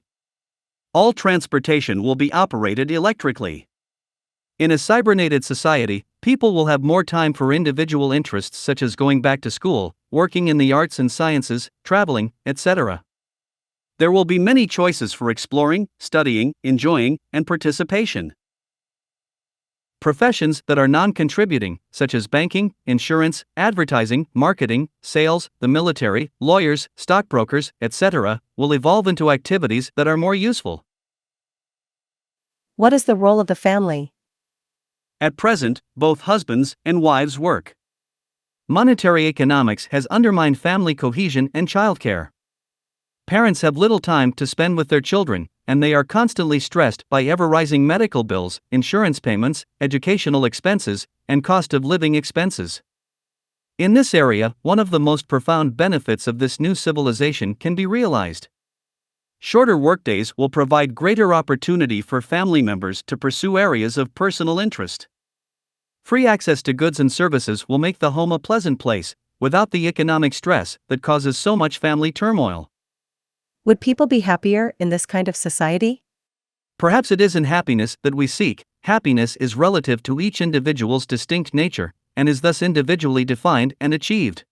We seek to create a society where people are free to choose their life's work, develop hidden potential, and pursue dreams without government intervention or financial constraint. A resource-based economy would provide art centers, music centers, theater projects, and opportunities for people to return to an educational environment, allowing them to pursue their interests. Although people would be economically secure, they would still find real challenges that would maintain incentives and enhance creativity. What is the approach to professionals running this new society? Many of the professions familiar to us today will eventually be phased out. With the rate of change now taking place, a vast array of occupations will become obsolete and disappear. In a society that applies a systems approach, these professions will be replaced by interdisciplinary teams, the systems analysts, computer programmers, operation researchers, and those who link the world together in vast communications networks. We have the skills and the knowledge to apply interdisciplinary teams to problems. However, only in times of war or national emergencies do we call upon and assemble interdisciplinary teams to help find workable solutions to social problems. If we mobilize the same resources for our social problems as we do during a war, beneficial effects on a large scale can be achieved in a relatively short amount of time. This could easily be accomplished by utilizing many of our universities' training facilities and staffs to best determine possible alternative methods to solve these problems. This approach would be an important initial phase to define the possible parameters for the future of all civilization. The process of social change must allow for changing conditions that continuously update the design parameters, and for the infusion of new technologies into emerging cultures. Design teams, utilizing socially integrated computers, can automatically be informed of any changes in conditions. Will there be a government? As to the need for government, only during the transition from a monetary-based society to a cybernated high-technological resource-based economy of common heritage would it be necessary to utilize the services of systems analysts, engineers, computer programmers, etc. They will not dictate the policies or have any more advantage than other people. Their job will be to carry out the restoration of the environment to near natural conditions as possible on land and in the sea. They will also economically lay out the most efficient way to manage transportation, agriculture, city planning, and production. This too is always in the process of modification and updating to fit the needs of an ever-changing civilization. There are no final frontiers. What is the role of cybernation as decision makers? When computers eventually have sensors extended into all areas of the physical and social complex, we will be able to achieve centralization of decision making. In a global resource-based economy, decisions would not be based on local politics but on a holistic problem-solving approach. This centralized system could be connected to research labs and universities, with all data monitored and updated constantly. Most of the technology needed for such infrastructure management is currently available. The major difference between today's computer technology and the system we recommend is that our system extends its autonomic nervous system, environmental sensors, into all areas relevant to the social complex. It coordinates a balance between production and distribution and operates to maintain a balanced load economy. This technology of industrial electronic feedback can be applied to the entire global economy. For example, with electrical sensors extended into the agricultural region, computerized systems would manage and control agriculture by monitoring the water table, insects, pests, plant diseases, soil nutrients, and so forth. The information processed will enable us to arrive at more appropriate decision-making based on feedback from the environment. Computers and artificial intelligence will serve as catalysts for change. They will establish scientific scales of performance. It is doubtful that in the latter part of the 21st century people will play any significant role in decision-making. Eventually, the installation of AI and machine decision-making will manage all resources serving the common good. This will result in a more humane and meaningful approach for shaping tomorrow's civilization that is not based on the opinions or desires of a particular sect or individual. All decisions would be made on the basis of a comprehensive survey of resources, energy, and existing technology without allowing any advantage to a particular nation or select group of people. This may be accomplished with large-scale, computer-based processors that can assist us in defining the most humane and appropriate ways to manage environmental and human affairs. This is essentially the function of government. With computers processing trillions of bits of information per second, existing technologies far exceed the human capacity for processing information, and they can arrive at equitable and sustainable decisions about the development and distribution of physical resources. With this potential, we would evolve beyond political decisions made on the basis of power and advantage. How do you evaluate the robot conception in the future? As in the science fiction movies, everything is going to be done by robots. Is everything going to be different, or will humans be the most effective factor? Sci-fi movies are written by artists and writers who are seldom qualified to describe technological developments, particularly as applied to the social system. Many express a fear of technology and lack a deeper understanding of the humane potential of technological development. Technologies are simply extensions of human attributes. In technologically developed countries, industry and the military are assigning more and more decision-making to machine technology. Machines will not take over, but they will eventually be assigned the tasks.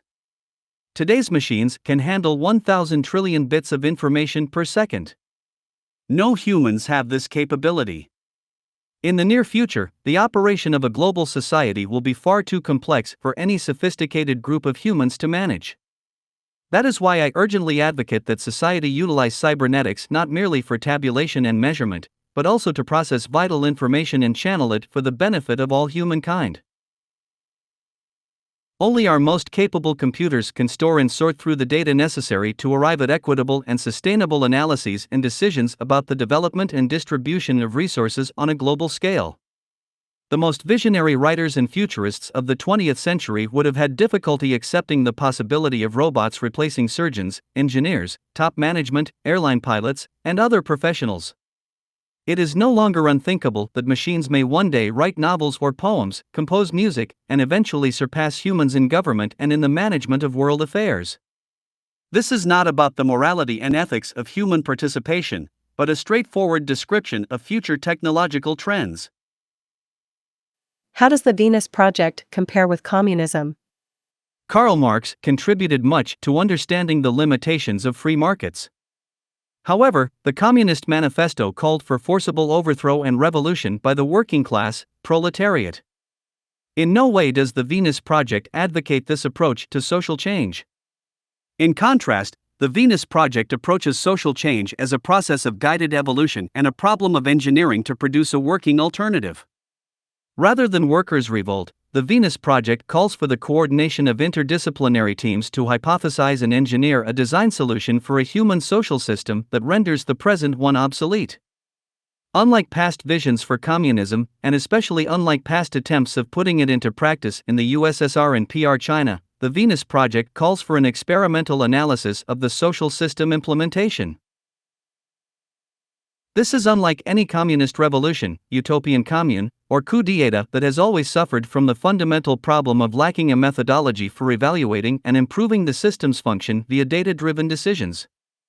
The Venus Project calls for iterative prototyping of cities that we take as the unit of analysis in validating or falsifying hypotheses. The full-scale blanket application of social policies to a vast geographic area, be it through revolution or legislation, without a means of evaluating their effectiveness, follows from an approach heavy in politics but lacking in scientific method. Today, the complexity of our global civilization and the resulting problems cannot be managed by the political organization of a working class. Likewise, the compromises offered by variations of socialism represent patchwork solutions involving the tweaking of gears in a broken machine that requires an entire replacement. The problems today are technical and require the mobilization of scientists and engineers to provide technical solutions within a systems approach to manage the Earth's resources with reference to its carrying capacity. This requires a global survey of resources, personnel, and needs. Karl Marx diagnosed many of the underlying problems of the free market and predicted the collapse of capitalism by its own mechanisms in his articulation of the internal contradictions of capitalism. And he did envision a world free from oppressive structures. But Marx omitted numerous logistical problems we would face as a planetary system and the systems approach required to manage the Earth and its resources for all inhabitants, both human and otherwise, that is, the need for a strategic management methodology for Earth that we call a global resource-based economy. As exclaimed in the Communist Manifesto, the history of all hitherto existing society is the history of class struggles. Knowing what we know now, we might rewrite this statement to state the underlying problem. The history of civilization has been the history of resource mismanagement under conditions of scarcity. All class struggle has been a symptom of this underlying condition, and it is this root cause that the Venus Project addresses. Although Karl Marx did envision a vague picture of a communist society wherein money, private property, and social hierarchy was abolished, he couldn't begin to imagine how to implement that at a technical level. In contrast to communism, the Venus Project calls for the total redesign of cities, transportation, distribution, manufacturing, recycling, infrastructure, to produce abundance of goods and services. This is achieved through automation and optimized infrastructural efficiency. All basic social, personal, and ecological needs are accounted and provided for at the outset according to the latest scientific assessment, and managed as a system via cybernetic feedback loops. Humanity's scientific knowledge and means of production have evolved well beyond what is needed to make this a reality. But it begins with a test and a prototype, not a wish and a revolution. Could you respond to the 1949 essay I sent you from Albert Einstein regarding his views on socialism? Socialism as regarded by Einstein was based on the times in which he lived. Socialism, updated, would no longer be concerned with employing millions of people. Its major concern would be the production of goods and services by the best means available in the present. This would call for automation and new, more efficient arrangements of the social complex, no longer based just on the opinions and ideals of social radicals. The new direction would be based on the carrying capacity of the Earth, which is to say, the availability of resources and technical personnel. Even this approach would be transitional. We must consider the drawbacks of an established social arrangement and evolve toward an emergent social system based on the latest social innovations that will eliminate scarcity and provide for the needs of all. Rather than decentralizing, I now believe it is possible, through computer technology and advanced cybernetics, to return to centralization with some advantage. That is to say, from a centralized point of view, we can now observe conditions worldwide and make corresponding adjustments to meet human needs. The old concept of centralization used the governing bodies of social systems to benefit only those in positions of differential advantage. With centralization today, it would be possible to provide the governing body, whether machines or personnel, with information on a global scale. In future production technology, designs of machinery and industrial plants would no longer be based upon sales or monetary gain. Instead, production facilities would make the most efficient use of resources to provide human needs on a global scale. This changes all previous concepts of production facilities. And also, in this new emergent global society, newer technologies would be applied in all areas in the most efficient manner. The objectives of this new global social system would be the well-being and education of all people. The new technology would not monitor people. This would be considered socially offensive and non-productive. The purpose and use of advanced technology is to free people from boring and dangerous tasks. It will enable them to pursue their own interests in arts and sciences, which would be directed towards social improvement. A society based upon limitless and continual innovation has no final frontiers. How can the use of laws be eliminated? Today we try to control human behavior by enacting laws or signing treaties without changing the physical conditions responsible for aberrant behavior. When Earth's resources are seen as the common heritage of all people, irrelevant laws and social contracts will vanish. In a resource-based economy, social responsibility would not be a function of artificial laws or force. Safeguards against abuse could be designed into the environment. An example of this is the proposed design of cities where people have free access to resources without debt. This would eliminate theft. Such measures are not a matter of passing and enforcing laws to prevent and punish abuse. Rather, they are a means of designing the flaws out of any social venture, thus eliminating the need for many laws. We are proposing doing away with the systems that cause corruption and human suffering in the first place. In a city with safe, clean, mass transportation, we do not need police to monitor drivers' speed, behavior at stop signs, or proper papers. Other examples are the air and the water. Although both are necessary to our well-being and survival, there are no laws regulating how many breaths are taken per hour because we have such abundance at this time. No one monitors a gushing spring to see how much water is taken from it, although fresh water is absolutely necessary for the support of life. If it is abundant, no one monitors it. I must emphasize that this approach to global governance has nothing in common with the present aims of an elite few to form a world government with themselves at the helm, and with the vast majority subservient to them. This newer vision of globalization empowers every person on the planet to be all they can be, without living in abject subjugation to a corporate governing body. A society with human concern designs out laws and proclamations by making all things available to all people, regardless of race, color, or creed. When governments make laws, we are led to believe that these laws are made to enhance people's lives. In truth, laws are byproducts of insufficiency. The question is, can we grow beyond thinking that someone has to make decisions for us?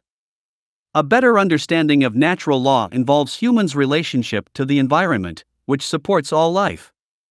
All of nature is subservient to natural law. Natural law cannot be violated without serious consequences to individuals or societies. Natural laws dominate all living systems. For example, without water, sun, or nutrients, plants and animals die. An environment of scarcity, hunger, and poverty is a threat to everyone.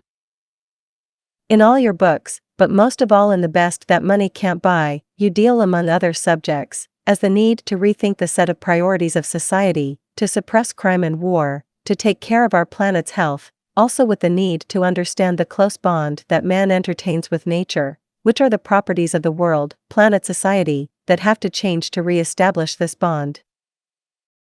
Great achievements of present-day technology were developed by very few people.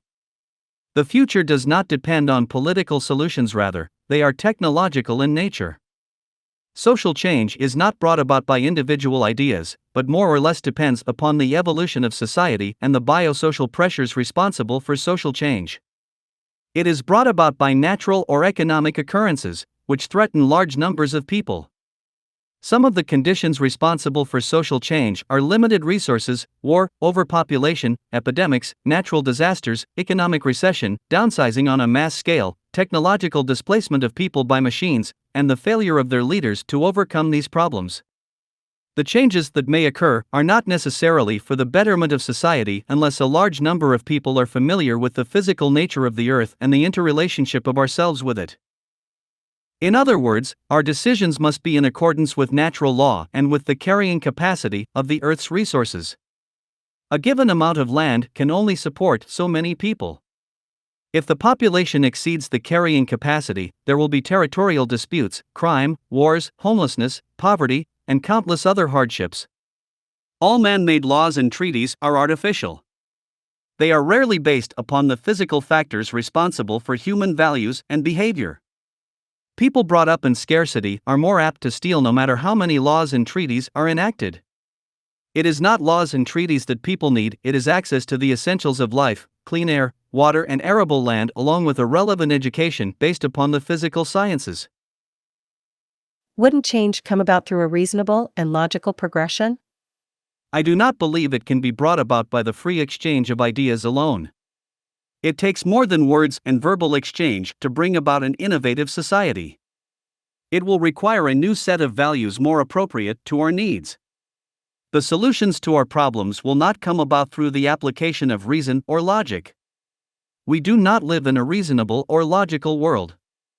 There is no historical record of any society that deliberately and consciously modified their culture to fit changing times. The real factors responsible for social change resulted from biosocial pressures inherent in all social systems. It is brought about by natural or economic occurrences that immediately threaten large numbers of people. Some of these conditions responsible for social change include limited resources, war, overpopulation, epidemics, natural disasters, economic recession, downsizing on a mass scale, technological displacement of people by machines, and the failure of their appointed leaders to overcome these problems. Change can come from disasters or from major technological advances. The introduction of agriculture brought about a significant change in society, as did the Industrial Revolution and the introduction of the medium of money to the exchange process. From a historical perspective, all of these appear positive. At the time of their inception, however, people lost jobs, new skills were required, and entire ways of life disappeared. The direction change takes is not always for the better or for the improvement of the human condition. Change is risky. Deprivation or scarcity that is artificial or real drives the economy. Power-seeking leaders command weapons powerful enough to annihilate entire populations and render our planet uninhabitable. Humankind's potential for creativity and innovation far exceeds its inclination to destroy, yet every time that we exercise destructive power, we take 1,000 steps backward for every few forward. History shows that not all change has been beneficial to humanity or to the integrity of the planet's life support systems. For this reason, many people desire a return to earlier and simpler times. I am not advocating that these older institutions be overthrown, it is just that they are becoming unworkable. Unfortunately, it will most likely take a social and economic breakdown to bring about the demise of the old system and its institutions. At this point, the only significant social change will probably occur when a sufficient amount of people, through economic failure, lose confidence in their elected officials. The public will then demand other alternatives. While we would like to think that this could usher in a bright new chapter in the human drama, it is far more likely that the most probable course will be a form of dictatorship, perhaps even an American brand of fascism, ostensibly presented to the people as a way of protecting them from the products of their own inadequate culture. However, it is not enough to point out the limiting factors that may threaten the survivability of all nations. The challenge that all cultures now face in this technological age, some more than others, is to provide a smooth transition towards the introduction of a new way of thinking about ourselves, the environment, and the management of human affairs.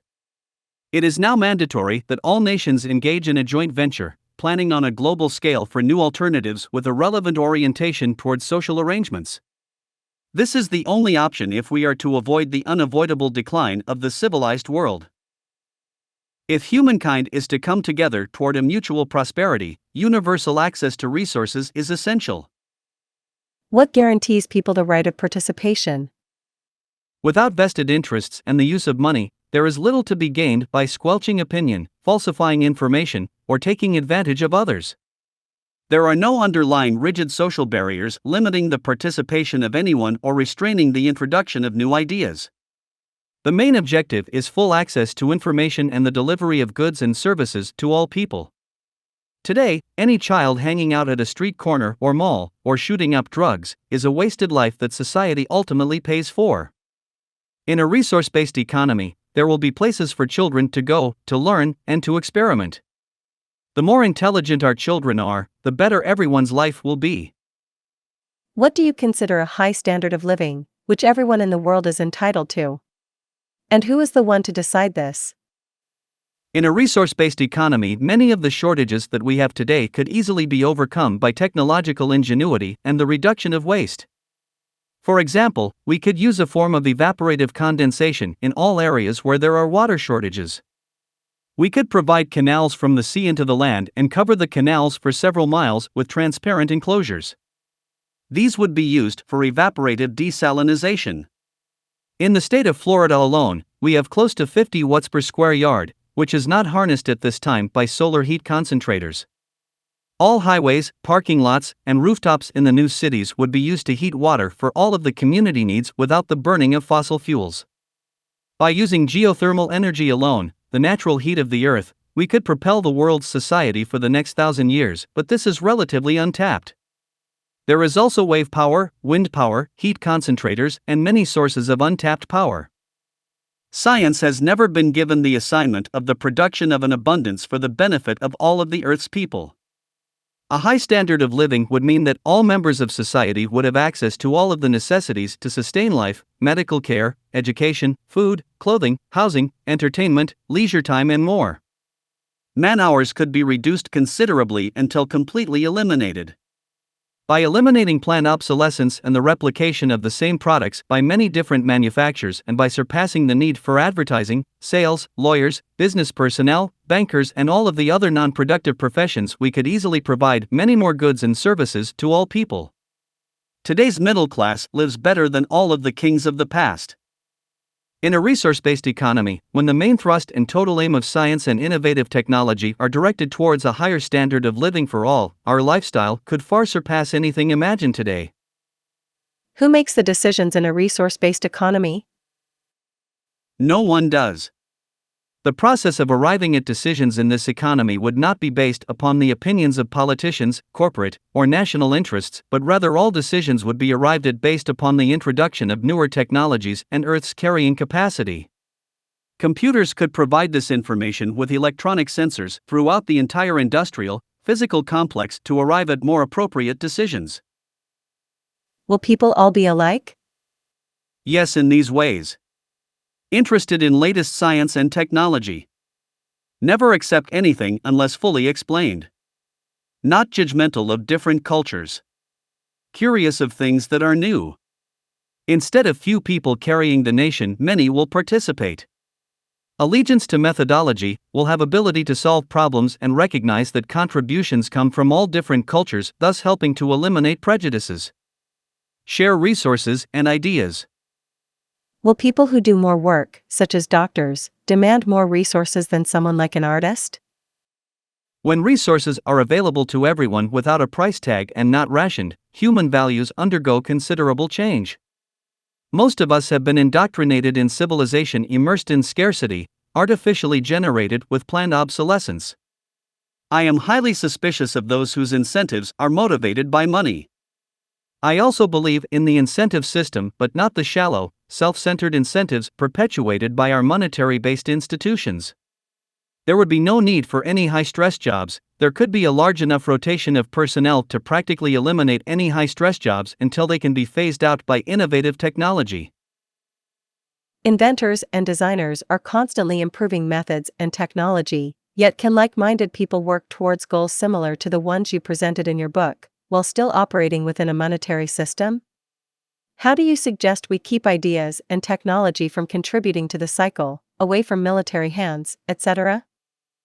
Yes, by presenting the ideas of common heritage of all the world's resources and a global resource-based economy, which will eventually outgrow the need for politics and money. The monetary system will eventually outlive its usefulness, which is already underway.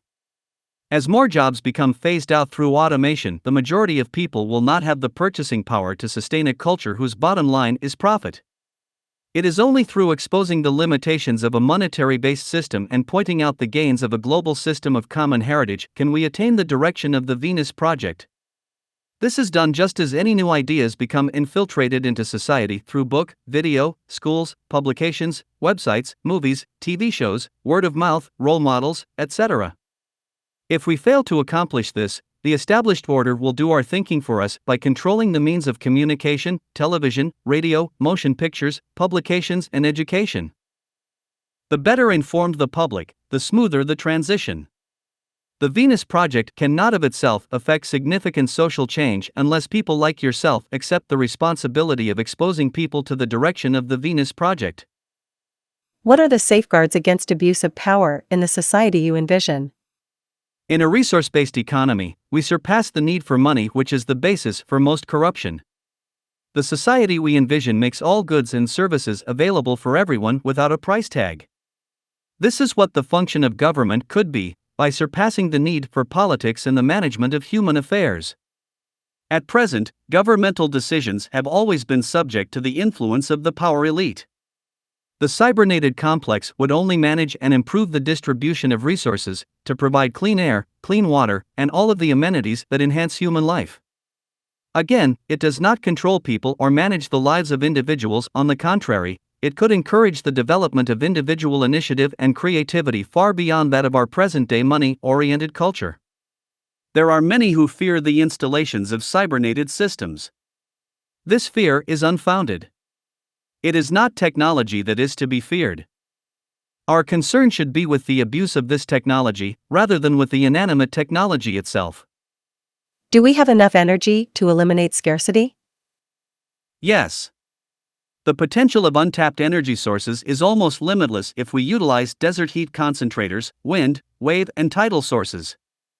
Even portions of the Gulf Stream, the Icelandic Current, and the Japan Current could eliminate all of the energy shortages in the world today. If we had utilized the money that we spent on military systems for the last 40 years and put it toward developing clean sources of energy, the world would be a far better, safer, and cleaner place for all of humankind. The potential of geothermal energy is almost limitless and can easily supply enough energy for all of the world's needs. Even if we harness only 1% of the geothermal energy of the Earth's outer crust, we would have available approximately 500 times the energy contained in all of the gas and oil reserves in the world. This source of energy gives off little or no sulfur compared to fossil fuel-fired power plants, and they emit no nitrogen oxides. In addition, geothermal installations require very little dedicated land as compared to other power plants. The drilling of geothermal wells has far fewer environmental impacts than other energy resources, and there is no need for mineshafts, tunnels, open pits, or waste storage. A great deal of this energy is available in the outermost layers of the Earth's crust, which is approximately 6 miles, and this potential energy source is available throughout the world from the Andes Mountains in South America to the Gulf of California, the Rift Valleys of Africa, the Mid-Atlantic Ridge, and along the Bering Strait. In a system where everything is available without a price tag, would this eliminate incentive? We do advocate that all people have access to all goods and services, medical care, education, shelter, food, and so forth. It is not enough to provide the necessities of life alone. We feel that our proposals will generate a new incentive system. Human beings need challenges in order to evolve intellectually and maintain a high level of curiosity and a need to overcome shortages. The type of education that we advocate is the intelligent use of existing resources and the protection of the environment. The shameful thing about the free enterprise system is the wasted lives of many people, young girls standing behind counters in department stores waiting for a sale, men and women working in industrial plants using a small part of their mental capabilities. In the schools of tomorrow, people will learn how to relate to others intelligently, cooperate and share ideas to help make the world a far better place, and not to squander resources in wars and military expenditures. Would people lose their incentive? You have been brought up to believe people are inspired by rewards or money. The free enterprise system does create incentive to achieve, however, it also breeds the incentive for corruption, theft, and greed. Our aim is to encourage a new incentive system, one no longer directed toward the shallow and self-centered goals of wealth, property, and power. Today, financial barriers place enormous limitations on innovation, individual creativity, and personal incentive. In the Venus Project, money would not be required to help one achieve or create, as facilities would be made available to serve everyone's needs. I worry about people whose main motivation is money. For instance, if this is the motivation of a doctor instead of the desire to solve problems in the field of medicine and health and enhance people's lives, to many others, and me, the services are not very trustworthy. It is a tremendous myth perpetrated on people in a monetary system that people are mostly motivated by money to achieve and produce. I could give you endless examples of people who fought, studied, created, and excelled without the allure of money as a reward. There are much more meaningful rewards than that. It depends on the value system that one is given and the culture that one is raised in that reinforces what is meant by a reward. In essence, all of the people we have admired in the past, Michelangelo, Da Vinci, Bell, the Wright brothers, Darwin, and many others worked because they were interested in problem solving, not financial gain. This in some cases was a byproduct. Usually money-oriented people become businessmen or stockbrokers, they are rarely creative. I have always felt threatened by people whose sole motivation is financial gain. On islands in the South Pacific, people had more than enough resources. Although banana, coconuts, fish and breadfruit were abundant, the natives worked continuously building navigation equipment, canoes, huts, and weaved cloth. Although no money was used, their incentive improved their standard of living. In the early days in America, a man and wife could build a log cabin in several months. Today it takes 30 years or so to pay off a house with the additional funds to bankers and others that actually have nothing to do with the building of the house. If you examine your statements carefully of people who have access to all the necessities of life, you will find that many wealthy people do not eat 25 meals a day even though they have access to it, and they do not stuff their environment with hundreds of musical instruments and accumulate hundreds of cars. It is not the availability of resources that is disturbing to people, it is the lack of resources that is responsible for most crimes, embezzlement, deception of all kinds, etc. Consider this: when few nations control most of the world's resources and exploit other nations with their positions of differential advantage. All of the technical staff and everyone else will have access to a very high standard of living. The incentive, which will propel people, is the end of war, territorial disputes, economic hardship, debt, and the basis for most crimes, as they will all be eliminated. In this new society as proposed by the Venus Project, the environment in which people are raised and educated will be based upon the fundamental principles of science and the comprehensive knowledge of the interrelationship between people and the environment, which sustains all life. Why the emphasis on the cybernated approach to the social operation? There is sufficient evidence to show that technology is evolving in this direction. As computers and artificial intelligence continue to evolve through environmental feedback, computers can arrive at more appropriate decisions in the operation of our social system.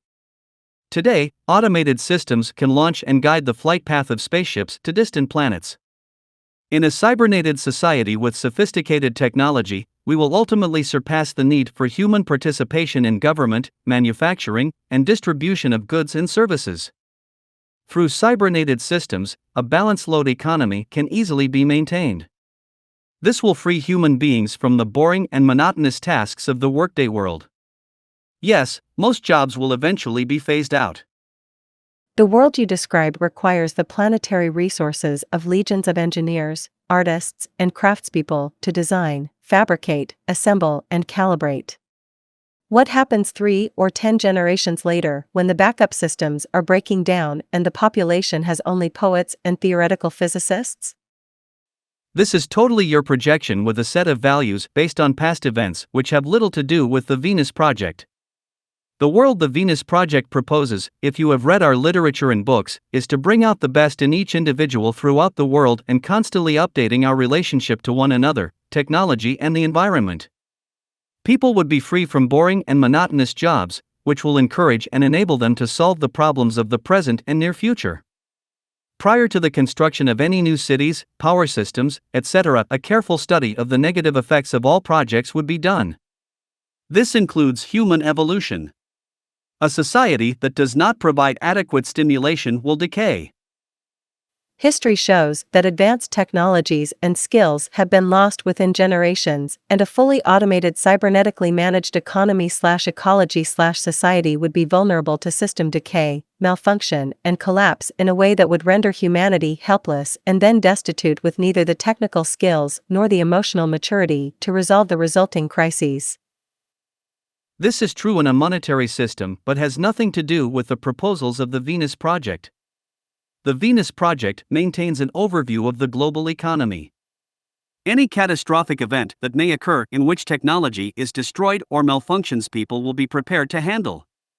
The new education systems will provide each and every human being with the means intellectually and emotionally to handle these variables. They will be able to make bow and arrows or any other operation necessary for survival. They are trained in the widest possible range to handle many unforeseen variables, both technically and emotionally. They are not a bunch of dummies that sit around enjoying the high output of new technology. They are continuously engaged to handle what-if situations. These are erroneous projections from movies and books by authors in the arts and poorly informed about technology, culture, and behavior. Technologically informed people are not multidisciplinarians. That is why fascist and neo-fascists utilize them to spread propaganda, uphold their established system, and make war machines. Politicians are elected not to change things but to keep things as they are. Unfortunately, science and technology and the arts have been used by various social systems to maintain the status quo. The multidisciplinarian that the Venus Project refers to is not patriotic. Their only loyalties are to the earth and the people that inhabit it. Unfortunately, many people project obsolete values into proposals of the Venus Project. So why not plan on simple modular self-sufficient economies, or interdependent low-tech economies that advance sustainable technologies and skills within each community? Because this will not solve our global problems and those that lie ahead. We cannot freeze the progression of technology or advanced ideas or return to yesterday's values. This has little or no relevance for solving existing global problems. Could you describe the distribution of food and/or other objects of desire, like telephones, computers, or books? Distribution of goods and services without the use of money or tokens would be accomplished through the establishment of distribution centers. These distribution centers would be similar to expositions, where the advantages of new products could be explained and demonstrated. For example, if you visited Yellowstone National Park, you could check out a camera or camcorder from a distribution center, use it, and then, if you choose to, return it to another distribution center or drop off, eliminating storing and maintenance. Besides the computerized centers throughout the various communities where products would eventually be displayed, there will be 3D, flat-screen imaging capabilities in each home. If you desire an item, an order can be placed and the item automatically delivered directly to your place of residence. All raw materials for the manufacture of these products can be transported directly to the manufacturing facilities by automated transportation sequences such as boats, monorails, maglev trains, pipelines, and pneumatic tubes. An automated inventory system would be connected to both the distribution centers and the manufacturing facilities, thus coordinating production to meet demand and providing a constant evaluation of preferences and consumption. In this way, a balanced load economy can be maintained. Shortages, overruns, and waste could be eliminated. What will people do? I find it so sad when people ask, what will people do? Their brains have been so flattened that they have no other options in their lives other than a job, and in most instances it is one that they do not like. Children are curious about everything, and if nurtured they could have a much greater range of interests and abilities. This culture does a wonderful job of limiting people's interests, opportunities, and abilities, and it conditions them to be lazy. People are not born that way any more than they are born with bigotry, hatred, prejudice, or particular values. We are aware that it is the environment that shapes people, and if the culture is not changed, there will be little change in human behavior. Monotonous and dangerous jobs will inevitably be done away with by the advance of technology. People in a resource-based economy will be given the opportunity to engage in all manner of research and development, the creative arts and crafts, travel and exploration, and participation in all of the other limitless horizons the future has to offer. The ultimate realization of the potential of cybernated and computerized technology solely to improve people's lives could produce the most revolutionary system ever to evolve. It will eventually eliminate all superficial boundaries set up by nations, as we are beginning to witness with the introduction of satellite communication and personal computers. It is almost impossible for nations today to censor ideas and information. You place great emphasis on human behavior as opposed to human nature. Would you define both? There is no such thing as human nature in the conventional sense of being a set of predetermined, pre-programmed behaviors and values to which all human beings are predisposed. What we are concerned with is human behavior and values, which can certainly be changed. If they could not, we would still be living in caves. The question we should be concerned with is, what are the factors that shape human behavior? We feel that human behavior is just as lawful as any natural phenomenon. Our customs, behaviors, and values are byproducts of our culture. If the environment is unaltered, similar problems and behaviors will reoccur. The Venus Project proposes to provide an environment that will bring out the best in human behavior and to extend maximum courtesy to all nations. Take, for example, the situation witnessed after World War II. Even the most respectable families could be seen fighting over scraps of food. When people's basic needs are not met, they resort to whatever behavior is necessary to ensure the necessities of life for themselves and their families. By making the necessities of life available to all in this participatory democracy and through a meaningful and productive education, we can dramatically reduce counterproductive behavior. Isn't this against human nature? From H. G. Wells, the anti-progressives of the early 20th century loved to assert that human nature never altered, to imagine that the men of the Stone Age felt and thought like bank clerks picnicking in a cave, and the ideas of Confucius and Buddha were easily interchangeable with the ideas of Rousseau, Karl Marx, or De Wint. They were not simply ignorant, but misinformed about almost every essential fact in the past experiences and present situation of the race.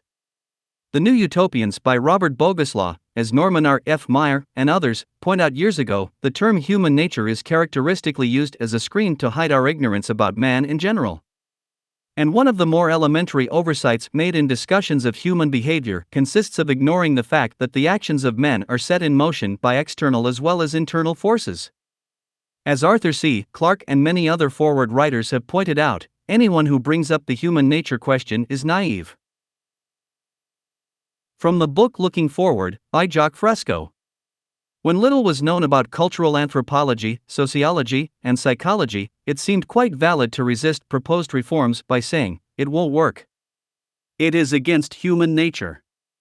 It is difficult for many people to appreciate the fact that what they call human nature just doesn't exist. People are like mirrors, they largely reflect their surroundings. If people were to come into the world with a fixed nature consisting of automatic responses, civilization would be impossible. Like the ants, we would live out our lives in patterns that are modified but little with the passing of time. The wonderful thing about us is that we come into this world with maximum flexibility. From The Best That Money Can't Buy, page 89, by Jacques Fresco. Bigotry, racism, nationalism, jealousy, superstition, greed, and self-centered behavior are all learned patterns of behavior, which are strengthened or reinforced by our upbringing. These patterns of behavior are not inherited human traits or human nature as most people have been taught to believe. If the environment remains unaltered, similar behavior will reoccur. When we come into the world, we arrive with a clean slate as far as our relationships with others are concerned. In the final analysis, any judgment regarding undesirable human behavior serves no purpose without an attempt to alter the environment that creates it. In a society that provides for most human needs, constructive behavior would be reinforced, and people who have difficulty interacting in the community would be helped rather than imprisoned. Aspiring to a particular ethical behavior has to do with human aspirations and ideals. Functional morality is the ability to provide a process level to achieve a sustainable environment for all people. By this, we mean providing clean air and water, goods and services, and a healthy and innovative environment that is emotionally and intellectually fulfilling. It is difficult to conceive of any solutions that would serve the interest of the majority in a monetary-based system. None of this can be accomplished without a comprehensive redesign of our social system and eventual replacement of the monetary-based system by a resource-based economy. How do restless teenagers fit into the system? Or rather, what is available for them to do? Although many forms of arrogant behavior and racial prejudice have been with us for centuries, it is because the conditions that produce this behavior remain relatively unaltered. Insane behavior cannot be changed unless the conditions responsible for it are removed. From our point of view, the difference between a peace-loving humanist and a warlord will not be found in the genes of the individual, but in the environments they live in. Most of the education of the future will be that of a generalist, in which people are exposed to many of the factors that comprise the web of life and their interrelationship. Behavior in a resource-based economy will reflect that culture. Will all people then be alike? Yes, in certain areas. They will all work to protect the environment and extend maximum courtesy to one another regardless of race, color, or creed. They will promote individuality and creativity and reject the notion of any final frontiers. During the transition from a monetary-based society to a resource-based society, many of the older patterns will still prevail. Children have insatiable curiosity. The aim of the future is to harness this rather than to destroy it. Would the Venus Project be for deviants?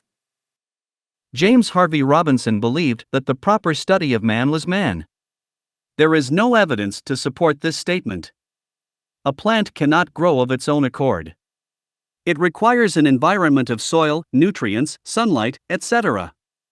Any plant put in the polar regions will not grow no matter how well endowed it is genetically.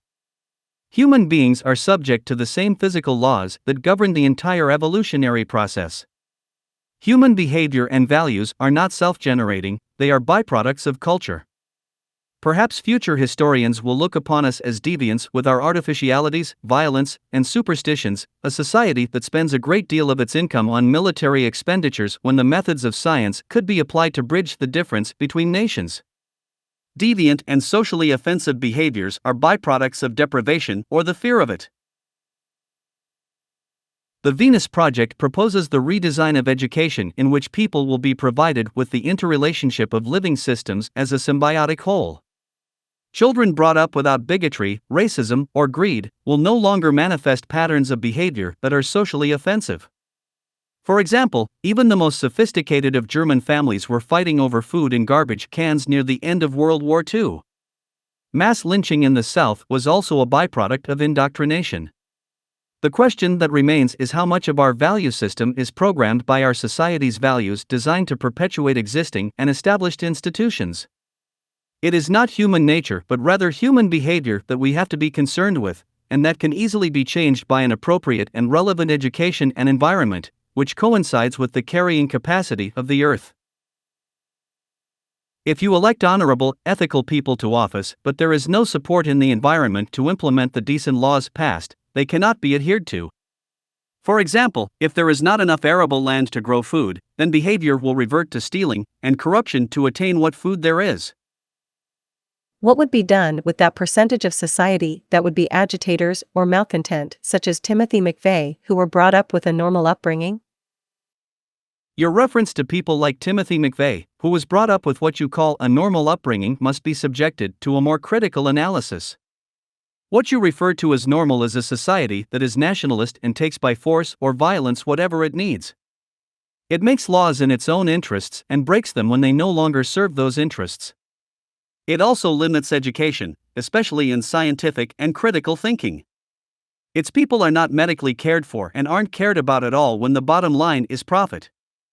This is true not only in the US, but in all countries. Behavior is generated by culture. McVeigh was reacting with tools he found appropriate to situations in the culture he felt were unjust, mainly the bombing of the people at Oklahoma City. Our nation reacts in similar ways to countries we take issue with, but on a more massive scale. It is not the case that a certain number of people are born as malcontents or agitators, as you claim. Rather, they are reacting to conditions in the culture that they regard as unjust or inequitable. In apartheid South Africa, Nelson Mandela was considered an agitator but later became president. Hundreds of such examples can be given. I often wonder why there are not millions protesting for an end to war, poverty, crime, homelessness, and scarcity when it is certainly possible to do so. It is easy to see that established governments have done a very good job in dumbing down the public so that they accept the status quo, along with philosophical explanations to keep conditions as they are. We are trapped with inappropriate terms like malcontents or agitators when we should be looking at conditions in society that generate these behaviors. We should look for ways to change society so it could outgrow them instead of just suppressing them. It is not the business of the Venus Project to attack the belief systems of other cultures, or to attack the way they treat women, or their values regarding other nations. This has accomplished very little. In our own nation, we mistreated Native Americans and downgraded other belief systems without sufficiently analyzing our own shortcomings. Over the centuries, nations have committed crimes against one another based upon nationalism, propaganda, and inappropriate descriptions of different sovereign nations. Since our identity as a nation is viewed in many different ways due to many years of propaganda and indoctrination, we have not evolved an objective viewpoint about our behavior or the behavior of other nations. I have often mentioned that criticism of one's country without offering a workable alternative accomplishes nothing. We cannot solve our problems with the same type of thinking that got us into the situation in the first place. The only true measure of a workable system is whether or not it achieves its objective ends. For centuries, nations have abused one another to the point that trusting other nations' intentions is viewed with great skepticism. We and other powerful nations have not come together to really help one another. Instead, we remove valuable resources, exploit the labor, pay off leaders to do our bidding, assassinate those who don't conform to our wishes, and use our military to enforce our economic advantages. These are some of the reasons for the difficulties. If powerful nations were to assist undeveloped countries without exploitation of resources or cheap labor, they would not be seen as a threat. As long as we continue international agreements that serve our interests only, we will be looked upon with skepticism by less developed nations. It is our national behavior over the years that has generated skeptical attitudes about our intentions. What the Venus Project proposes is to join with other nations in restoring the damaged environment to as near natural conditions as possible, and to assist nations in overcoming scarcity. The process for accomplishing this will in and of itself generate more appropriate behavior in our own and other nations. If you have difficulty agreeing with this analysis, let's examine some scientific principles accepted by all nations. For example, when engineers in any country wish to build a bridge, they use scientific methods and calculations to determine the design characteristics. With continuous improvements in technology, the scientific method appears to have been a saner approach. All nations use scientific methods to achieve the benefits of technology. In our present state of social development, national interests have subverted, to a large extent, the true benefits of the methods of science. This is due to nationalism and short-sighted self-interests. When scientific methods are applied intelligently for the benefit of all with human and environmental concern, these methods will eventually alter the way we think about ourselves, our country, and the world around us. What about crimes of jealousy? The way people are raised in the Venus Project is different than they are today. Jealousy with love relationships would be dealt with in the early education. People would learn how to relate to one another and obtain a relevant language not based so much on feeling tone but on how well the relationship works. Relationships would be based upon being helpful to one another and the community. People are not objects of possession. Marriage and engagement do seem to produce aberrant behavior and possessiveness. People will do whatever they need to, but if they examine their own values closely, they will find that a lot of decisions they arrived at were superimposed by their environment. With a better understanding of semantics, communications, and relating to one another in constructive, non-competitive ways, many of the aberrant behavior will diminish. Today, people are not exposed to other methods of relating to one another during their education. It is more traditional rather than rational. Passiveness is not something one usually outgrows unless they become better informed as to their own behavioral limitations. Possessiveness is mainly an expression of insecurity or a low self-sufficiency. It is not possible in these questions to go into this fully. For reasons best known to geneticists, some people inherit different colored eyes from those of other people around them. In a grand overall vision of social and economic reform, such as the Venus Project, what about those few who will always exhibit aberrant behavior under any system?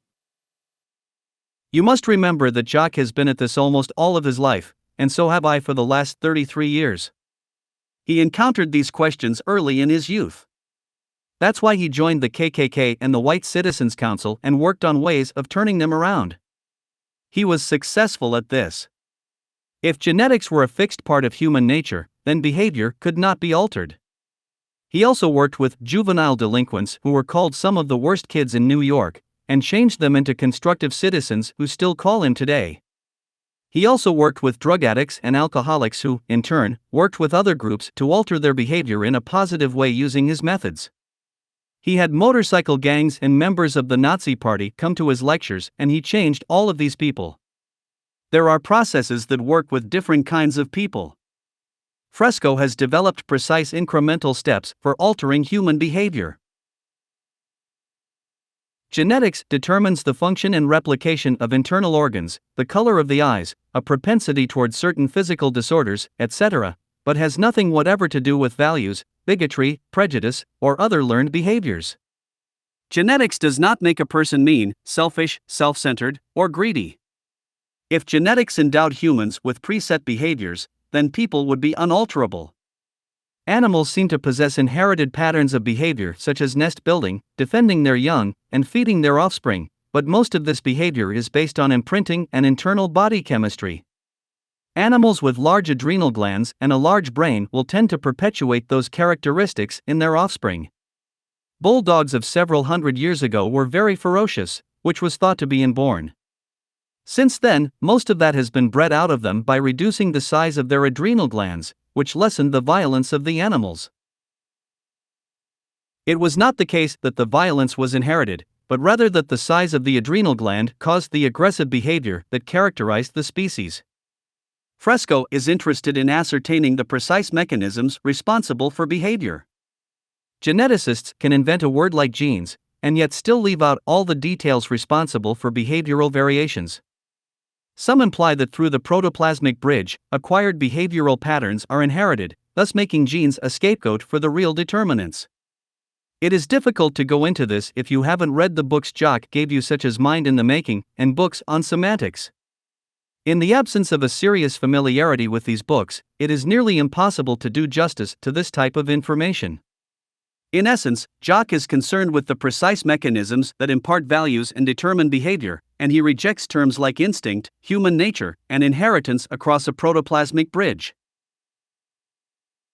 These do not describe a precise process. If we used only names and neglected processes, we could not make progress in science. We could not build bridges, make telephones, design computers, etc. It would just be an intellectual hobby in linguistics. This inadequate process would not suffice for designing a more positive future. Linguistic and intellectual engagement has been used by many philosophers and intellectuals who saw that process of evaluation as constituting advanced and deep thinking. From Fresco's point of view, their writings look like the musings of artists who dream that someday people will develop ways of reaching the heavens, but who don't provide any information for attaining those ends. It is the work of people who develop precise methodologies for accomplishing these ends that can translate them into reality. Most people are engaged in a jungle of linguistic abstractions with little or no precise insight into cause and effect or methodology. This, for Fresco, was never an acceptable way of accomplishing anything. Do you advocate killing people with aberrant behavior? By mentally unstable or aberrant people, do you mean those of General Electric, who are some of the biggest polluters of the environment and knowingly exposed their workers to carcinogens that caused their deaths? Or those that manipulate money for profit without contributing to the well-being of people's lives? Or those who lend money for an automobile, for example, and if the person cannot pay off the last payment, they do not take a tire and the steering wheel equivalent to the payment, they take the whole car? Or perhaps you may mean judges who put people in jail for life for killing over resources, yet the leaders of nations bomb and kill entire cities and countries for resources and to secure markets, and then put statues in parks to honor the ones who carry out this procedure? There would have to be an awful lot of killing going on if a saner society wanted to rid itself of unstable or aberrant behavior. No, we do not advocate killing anyone. We think that this system is like a cancer on a cat that is eating its host and it will do away with itself in time. The mere march of events of technology will eventually do away with jobs that enable people to buy the goods turned out, and new social designs will have to emerge. We feel that at that time a military dictatorship will most likely occur. We would like to introduce the concepts of a resource-based economy to the public so they will understand that there are other possible alternatives. Isn't technology very often detrimental to people and the cause of many of our problems? Regarding your concerns about technology bringing out aberrant behavior, note that whether we like it or not, we are depending more and more on technology. Our concern is about whether technology will be used in a society like the one we have now, which is abusive to people, or in one where it can free people and provide them with more constructive options. The scenario you gave sounded like the dictatorial futures artists put forth when they know little about technology. If the Venus Project does not generate a warm, loving, and supportive environment, it will not work. Society would not be organized so as to be subservient to machines, but rather, machines would enhance people's lives. We view machines as extensions of our human capabilities. You don't see people getting mad at their washing machines or refrigerators because they are afraid they might take over. Massive construction machines eliminate the need for thousands to toil with low-tech hand tools. I don't think anyone would object to that unless it meant, as it does today, that some may lose their income. The system we advocate may never be perfect, but it would be a tremendous improvement over the way we organize the provision of goods and services today. It would be an emergent system continuously improving and developing new resources for research to further the process. In this new culture, do you propose to utilize a technical elite that would decide the direction for society? No. The Venus Project calls for a cybernated society in which computers could replace the outmoded system of electing politicians that, in most cases, represent the entrenched vested interests. Technology will never dictate or monitor individuals' lives, as this would be considered socially offensive and counterproductive. Motion pictures such as 1984, Brave New World, Blade Runner, and Terminator 2 have spawned fear in some people regarding the takeover of technology in our society. The Venus Project's only purpose is to elevate the spiritual and intellectual potential of all people while also providing the goods and services that will meet their individual material needs. It has been said that many people employed by private corporations feel they serve in private dictatorships from the moment they step through the door and punch the time clock. The Venus Project, on the other hand, would utilize the best of technology to better the lives of everyone. In the proposed system, the workday will be shortened, thus providing individuals with more leisure time, a healthier lifestyle, and a stress-free environment. How does one solve the problem of excess, say a person or people wanting more than is available? In regards to excess, in times of World War II, the US had 600 fighting aircraft and we could not enter the war with that, so we ended up producing 90,000 planes a year plus submarines, aircraft carriers, anti-aircraft weapons and a more than adequate medical staff to care for injured veterans. Of course we mobilized for war. To my knowledge, we have never mobilized for peace to supply the abundance that we are capable of supplying. We have more than enough resources if intelligently managed and used. There is not enough money to even build the hospitals needed. That is why we must move away from the monetary system to a resource-based system. Just imagine what would happen to the world's supply of resources if we mobilized for peace. To clarify particular aspects, when people go to work, the car sits idle outside the factory for 8 hours. In a resource-based global economy, very few cars would remain idle, few freight cars would be stored in railroad yards, few ships would remain in storage. Just like a war effort, we would put everything to use. The major difference is rather than training humans to be killing machines, they would serve with machines to produce more than enough goods and services for all people. How will people get along in the Middle East? How will the question of religion be resolved? In a resource-based economy, there is material gain for everyone if their country participates in a project called Common Heritage, which will advance all nations. Those that refuse to participate will miss the advantages gained. Everyone is free to practice whatever belief system they have, but cannot force it upon others. Everyone can go anywhere they want to without restrictions of any kind. If they fail to behave constructively, they are helped rather than put in prison or punished.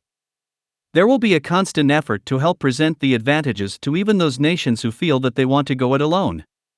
This will not interfere with their religious beliefs, social customs of traditions. These cannot be forced out, you can only educate out beliefs that are irrelevant. We prefer to use that approach rather than a military one. Although it may take longer, we feel they will eventually see the advantages of this point of view of joining together and sharing resources, just as all of the United States joined together and the fighting between borders stopped. All of these countries have resource shortages and we feel they will see the advantages. Nothing is forced upon them. What about religion? The concepts presented by the Venus Project are in no way inconsistent with most of the religious teachings of the world. Perhaps the major difference is that we would like actually to transform these lofty ideals into a working reality for the nations of our planet. Many people claim that when spirituality fails in bringing up social changes, the use of violence is rationalized. Do you agree with this opinion? If we don't make the appropriate moves, there will be violence. It has nothing to do with wishes or aspirations. We feel our direction can translate spiritual teachings into a working reality that avoids violence. What can you tell us about the Venus Project's approach to education? A high emphasis would be placed on education. The better informed children are, the richer everyone's life could be. Every child shooting up drugs today is a wasted life that you and I will ultimately pay for. Although books, videos, computers, and virtual reality would be used, most of the educational processes would be of a participatory nature in which students could interact directly with the physical environment. They would become aware of the symbiotic interrelationships between plant and animal life. They would learn by doing in a hands-on approach in which education and the communicative sciences would be brought into sharp focus, enabling the student actually to grasp the significance of physical phenomena in a much more concrete way. Above all, they would learn how to interact effectively with others, to share experiences, examine alternative approaches to problems, and accept ethnic and cultural differences, replacing intolerance with understanding. A comprehensive overview of the history of all civilizations would be essential to understanding other cultures, values, and the forces that shape them. The generalist education, as proposed by the Venus Project, will enable students to gain a better understanding of cultures that differ from their own, leading to a better understanding of the advantage of all nations joining together for the preservation of life on planet Earth. With emphasis on a world viewpoint, it would be more difficult to persuade anyone to engage in aggressive, offensive, or belligerent behavior toward individuals and other nations. With this broader education, children would come to see that the Earth is a fantastic and bountiful place where all nations can share and prosper. What would the education be like? Education should be more than the presentation of many facts to be memorized by students. The first aspects of an innovative education should have an emphasis on communication and the ability to resolve and avoid conflicts. This can be accomplished through an exposure to general semantics. Although books and computers will be used in the future of education, an exposure to basic science is an absolute necessity. This would include an exposure to the scientific method and how it applies to everyday living. But most of all, science and technology must be applied with environmental and human concern, without which technological development in itself would be meaningless. Another portion of education that should be emphasized is the contributions of many different nations to the arts and sciences that are used in the world today. The tendency to use education to enshrine a particular nation is more of a propaganda approach than the presentation of genuine information. It is not possible for people to understand other cultures without an overview of many different cultural practices. No civilized culture today has lifted itself by its own bootstraps. Instead, all nations evolved as a result of many creative people throughout the world that have contributed to the arts and sciences. How are learning, cooperation, and gaining health built into the system? If we want children to achieve a positive constructive relationship with one another, and become contributing members of society, an effective way to accomplish this is by designing an environment that produces the desired behavior. For example, when the children want to learn how to assemble a small motor vehicle, the design would require for children to lift the car while two others attach the wheels. The rest of the car would be assembled in a similar manner, needing the help and cooperation of all to complete the vehicle for use. This enlightened form of education would help students appreciate the advantages of cooperation. Exercise in our schools would not be mandatory, monotonous, or involve competition, but would be incorporated directly into the classroom experience. For instance, a craft shop the children enjoy using might be located on a hilltop in the middle of a lake. To get there, the children would have to row a boat and then climb the hilltop. This not only provides exercise, but also a sense of achievement, which improves mental health and incentive. What about food? Would people eat meat? Food and nutrition would be based upon personal preference, and if studies indicate that eating living animals are detrimental to health, the information would be there for all people. Through time and education and the manufacturing of synthetic proteins, we could do away with killing fish and animals. Indeed, it is already possible to have a solely plant-based diet that meets all nutritional needs. We cannot outlaw what people eat, but we can outgrow the need for eating animal protein. During the transition to a better diet for those who need it, we could also develop foods that taste and feel just like the ones they like eating but are healthier for people. We are also against experimenting on animals or people. What about drug addicts and alcoholics? They can be educated out of the need for requiring artificial stimulants. Life would be much more interesting, exciting, and always evolving. All drug addicts would be taken care of and provided with the necessary treatment to overcome their problems without the dependence on drugs, alcohol, or tobacco, all without a price tag. Not using money would eliminate the sale of drugs, prostitution, etc. In a society where people are brought up with access to information and resources, there would be far less stress or need for these artificial substances. Exercise, and better methods of understanding others and the world around them, will serve to relax people or bypass tensions overall. People would also learn how to express themselves without needing substances to say what they think. Is the Venus Project interested/capable of coordinating with other groups, intentional communities, individuals, to organize a resource-based society distributed throughout the current society? Put another way, is the Venus Project organizing the transition itself? Or just providing an example of what is possible with the intention of society as a whole enacting the switchover? We are not about intentional or sustainable communities living well to themselves. We are introducing an alternative global society. If there are intentional communities that are interested in working with us towards the aims and direction of the Venus Project, we would welcome this, but we know of no other groups who have been advocating this direction. We have always been trying to inform people, groups, and communities about this alternative direction. We can use all the help we can get to bring this about. At this stage, we are not in a position of power in order to make a transition. We would like to initiate as much of it as we can if we get that opportunity. We are always working toward this. How do you think people react to your proposals, that I would label virtual proposals, about the future of the world, and what is your relationship with them? How important is fulfillment in terms of credibility and concrete experience? I do not depend on present-day values, language, and customs since they were designed centuries ago. Nor am I affected by what the majority of people believe. At one time, the majority of people believed the earth was flat. They believed in many different gods and demons whom they thought were responsible for their predicaments. I also disagree with the concept that humans actually communicate with one another. This would not be possible unless they have common backgrounds in technology and science. In most instances, people talk at each other rather than to each other. When stating this, I always try to explain in simple terms the positive gains of the social directions that I propose. To clarify these concepts of a possible sustainable future for all of the world's people, we produce videos and books available on our website at www.thevenusproject.com. There is no question of credibility. If we continue in the direction we are going, we will destroy the environment and one another.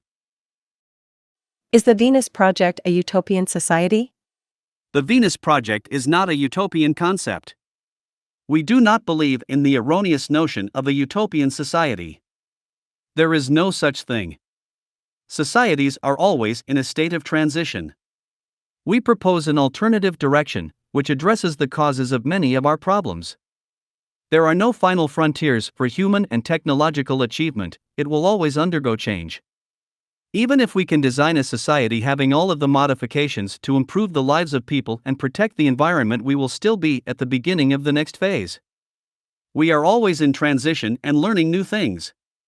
The survival of any social system ultimately depends upon its ability to allow for appropriate change to improve society as a whole. The patterns we choose determine whether or not there is intelligent life on Earth. In closing, to achieve this new social design, it will require much voluntary, unselfish participation for its realization. The future does not depend solely on the Venus Project. We only propose a direction. Our future depends on the decisions we make today. Future plans? What are you going to do now? What are you going to do next? We are working on a motion picture script depicting the aims and direction of the Venus Project. We feel such a movie is a necessary and effective way to expose the public to new possibilities where science and technology are used intelligently for the benefit of all. We are also currently engaging in initial detailed design procedures for our next phase, the Center for Resource Management. This entire facility will be designed to be as self-sustaining as possible, with all of the energy coming from renewable sources and food grown on site. Located in its central area will be a museum of the future. There will be accommodations for visitors who want to stay for more than a day, and educational seminars will be provided for them to learn more about this social direction. The Center for Resource Management will also house facilities for producing a diverse array of media to help further these aims through films, a CGI studio, and an arts and music center. R&D labs will be included as well for researchers who want to do related scientific work. The whole complex will operate like a leading-edge, green university campus, all immersed in lush landscaping, with winding streams and paths for biking and walking. To learn more about this project or to volunteer, please visit the dedicated page on our website. resourcebasedeconomy.org. thevenusproject.com/Center for Resource Management/. More than a few people would say they are fed up with living in a money-driven society and wish to live a more self-fulfilling life. What advice would you give these people? Learning about the direction and aims of the Venus Project and help with building a larger following and support group. Do we have enough time to see all of these changes? I really do not know the answer to this, and I don't control these variables. But all of my life, I have been working on alternative strategies to accomplish a sustainable future for all people, as well as fundamental changes in how we regard one another, our world, and ourselves. It is a vision of a new social system unlike any that has gone before. It calls for a straightforward approach to the redesign of a culture so that war, poverty, hunger, debt, and unnecessary human suffering are viewed not only as avoidable, but as totally unacceptable. This new civilization uses technology, cybernetics, and science applied with human and environmental concern to secure, protect, and encourage a more humane world for all. Anything less results in a continuation of the same problems inherent in the global, corporate economy of today. If you had to choose one idea that would describe the essence of this new society, what would it be? Unity? Discovery? Common heritage of all of Earth's resources by all the world's people, along with a global resource-based economy. What about the use of drugs in the future? There is a tremendous incentive today for the selling of drugs and making people addicted as it is very profitable. Yes, during the transition there will be problems because people need and require drugs. They will be able to attain them. But there will be more information out in regards to the negative and positive effects of taking various drugs. There will also be a tremendous amount of help for those who want to get off of them but they cannot afford the facilities today. There will be no moral judgments with the rehabilitation from drugs, but the main concern is health both physically and mentally. We ultimately hope to provide an environment that is interesting and challenging enough that very few people will have a need for drugs. Through education and a much less stressful atmosphere, the need will be surpassed.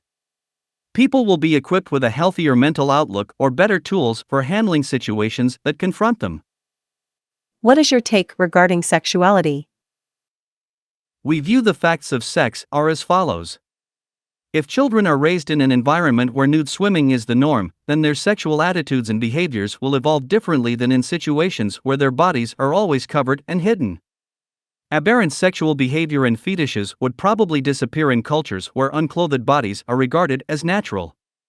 Deviant sexual behaviors like peeping toms, selling nudity in magazines, exhibitionism, and similar activities are mostly generated in societies where sex is covert and people are deprived about it.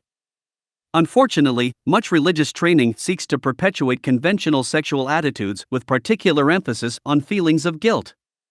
Societies, which accept unscientific values and beliefs about sex, are bound to generate unhealthy deviations involving cruelty, sadism, etc.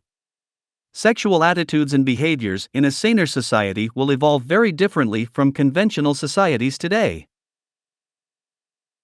We think nudity will become more commonplace on beaches, parks, and elsewhere, and that this will, in fact, become the norm in the future. Non-judgmental attitudes about sexual preference will eventually prevail. Sex in the culture will lack inhibition, thus reducing the interest in dancing girls, enticing displays, sexual extravagance, etc. Sexual distortions and abnormalities result from judgmental religious concepts regarding nudity and sexual preference. Jacques Fresco, founder of the Venus Project, once lived on a Polynesian island in the South Pacific where the natives wore no clothing. This was associated with a completely different value system concerning sex and nudity. They did not behave like people do in a sexually deprived culture. The males didn't stare at the female body, but rather looked into their eyes when speaking to them. During sex, they stroked the entire body. When you pet a dog, you don't stop at the balls, you stroke the entire dog. They were uninterested in photos of nudes, male or female. They didn't brag about sexual conquests or emphasize their sexual behavior, and it appeared to be as natural as any other activity among them. They engaged in sex when they were old enough to do so and did so without cruelty or fetishes. Those distortions mostly occur in modern civilization where deprivation and sexual morality are dominant. The Venus Project feels that sexual preferences are byproducts of a person's experiences, and we make no judgments regarding those preferences. Our aim is to find out what conditions are responsible for deviant behavior in all aspects of society and then to scientifically design an environment that will evolve the best in human values and relationships. A better social design in a resource-based economy will evolve productive and cooperative citizens. What is your take regarding overpopulation? One thing that is very rarely considered when dealing with the issue of population is the inefficiencies of our current socioeconomic system's ability to cater for the needs of all people. It's far easier for those in power and those conditioned by this system, especially those in established academia, to blame the state of the world on a growing population rather than on an archaic socioeconomic system and a global value system based on infinite consumption on a planet with finite resources. We don't have an overpopulation problem. We have a failure to intelligently distribute our existing resources, and a value system disorder that wastes those resources at unsustainable levels. In a resource-based economy, we would no longer have this inefficiency, and the values of those who adopt this system would be the complete opposite of consumerism. People would understand, appreciate, and consider the available resources of the planet over and above their material desires. We would be utilizing our resources effectively, efficiently, and we would be producing goods that last, and would be designed with product cycle in mind, and be made recyclable where possible. Correctly managed, our current state of resources on this planet would more than cater for the current population, and many times that, and at a much higher standard of living for all the world's 7 billion people, and this ability to cater for a growing population would only increase as our technical ability to create an abundance increases, combined with relevant education as to the impact child birth rates have on the resources available to care for the population, as well as complete freedom to be educated in any field, to travel anywhere in the world, and to take part in any activities that interest us. People will be far less likely to want to stay at home and raise families. It is no surprise that the highest birth rates are in the countries that have the least education, and the least social and economic opportunities available to the people of that country, combined with high income inequality. What is the Venus Project's stance on personal possessions? Ownership and possession are methods fostered within the monetary system for very specific reasons. It promotes their use as a tactic to sell as many products to each individual as possible. When you can't afford to purchase the product, there is the option of going into debt in order to acquire it, as long as you have the standing to pay back the needed loan with interest. These methods are promoted to maintain and perpetuate the monetary system. Even if you acquire a certain amount of wealth to possess the things you need, there is always the need to acquire more to keep up with those of higher wealth to maintain greater status.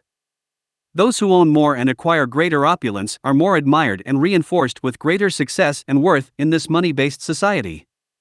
It creates an atmosphere that encourages individuals to strive toward more and more material gain and accumulation as a form of measurement for one's self-worth and value. Essentially, the more possessions one achieves, the more value they have. This is true within today's society because the more ability or money they have to purchase more possessions, the more control they gain over the environment and other people. Others become indebted through jobs or their time and energy to those who have the wealth just so they can acquire money to get the possessions they need. A resource-based economy does not value people by their ability to acquire, possess, and accumulate material objects. In fact, it is not part of the equation at all. It is a right of every person to be able to have access to the necessities of life, which include all of the goods and services that a highly productive and technologically advanced society can achieve. There is no need for constantly purchasing goods as the need for money is no longer relevant and the perpetuation of society does not depend on the need to buy products. There is also no need to coerce the public through psychological advertising or emotional appeal, making people feel inferior if they don't have the latest, often worthless product. When one analyzes the current need of having a job in order to acquire the money to purchase these possessions, we begin to realize that it is not the job that we need or want, as we are taught to believe, but more precisely, it is the access to the products that job will potentially provide. It is not that we need to possess objects. What we really need is to have the use of products when we need them. This is achieved through access centers within every city. Goods would be acquired from central distribution in the cities and are also available on call or near the location of need or interest. One can simply have access to what they need when they want it. You can think of this as being similar to the public library of today. For instance, if you are at a ski resort, you don't need to lug a pair of skis and other equipment with you as you travel there and back. Instead, the highest quality skis are available for you and everyone else on site, and can be returned there whenever you are finished with them. Since there is no ownership but access, there is also no need to make things intentionally so they wear out and break down to perpetuate a market. Since there is common heritage of all resources, you can think of this as everyone having access to everything, and only of the highest quality, so the durability of all products would be made to last. This would finally permit society to conserve significant resources, reduce waste to a minimum, and enable more to be produced to assure that there is enough for everyone's use, thus conserving energy, resources, and consequently protect the environment, as we would no longer be plundering the planet for resource for the perpetual need to sell and maintain today's planned obsolescence approach. This would also mean that you would not have to work for years to acquire the goods you need to live. There is no need to insure them, to maintain them, have bars or safety devices installed at your home to protect them, or have to replace them. You can understand how ownership is really burdensome and a tremendous waste of our finite resources. To summarize, it is far more humane and life-supporting to use a system based on universal access, for it dramatically lowers waste and redundancy, eliminates envy, status hierarchies, and all of the ramifications of a lack of self-worth that goes along with that, while increasing efficiency and resource management to enable everyone on the planet to have access to the things they need in order to have a dramatically higher quality of life. Is universal basic income a means to achieving the Venus Project? The capitalist system is breaking down all over the world, and more people are beginning to realize that it isn't working for them, and as technology continues to displace people, they will not have the purchasing power to buy the items or services turned out. It is also becoming clear that, for little more than quick profit, we are destroying the very environment that we depend on for our survival. As the system collapses, even those who have the means to sustain themselves are fearful, very often surrounded by bodyguards, bulletproof windows on their vehicles, and escape routes with helicopters on their rooftops. Yet in most instances, they will do whatever is necessary to perpetuate the system that put them in their positions of advantage. During the 1929 Great Depression in the USA, President Roosevelt was forced to enact new social legislation to minimize revolutionary tendencies. To address the problems of unemployment, he established jobs through the WPA, CC camps, NRA, transient camps, and the federal arts projects. But at the same time, there was a concerted effort to smash the growing popularity of the socialism, communism, and labor rights movements. Little changes to the current situation are sometimes seen as a huge relief to the majority of people and are designed to portray exactly that impression. A raise in the minimum wage or reduction in taxes or the unemployment rate, etc., is made to mollify people. As more and more people become displaced from the system and have no income to sustain themselves, something will have to be done to keep things in check and squelch revolts. Universal Basic Income, UBI, is one approach to such placating patchwork. Many people think this is a logical stepping stone to what the Venus Project is advocating. While it is more humane in many ways than without it, we don't see it necessarily as the means to a resource-based economy. In the US, Roosevelt's program of Social Security for the elderly or paying them a continued income after the age of 65 is still in place, but this did not enable the elderly to initiate or even understand the need to organize society on a global scale to meet the needs of everyone. It does not introduce a new direction based on the carrying capacity of Earth or the availability of resources and technical personnel to meet the needs of the global population. Unequal distribution of wealth, along with competition, private ownership, war, territorial disputes, and abhorrent behavior continue unabated as all of the values, systems, and destruction of the monetary system remain firmly in place, while its global control of debt and the perpetuation of scarcity, in many instances, are even more organized, brutal, and militant. Old and young alike, with all the educational systems and propaganda machines in place keeping values in check, it is more important advocating for something that would eliminate the base causes of the problems. If we want to evolve toward a new emergent social system that is not based on sales or monetary gain, but instead on the intelligent use of technology to eliminate scarcity and provide for human needs on a global scale, then we need to present the comprehensive systems approach of the Venus Project, work towards it, and introduce the direction to others. Was there something specific you experienced that made you first begin thinking about alternate forms of living, or was it a compilation of experiences? Living through the 1929 Great Depression helped shape my social conscience. During this time, I realized the Earth was still the same place, manufacturing plants were still intact, and resources were still there, but people didn't have money to buy the products.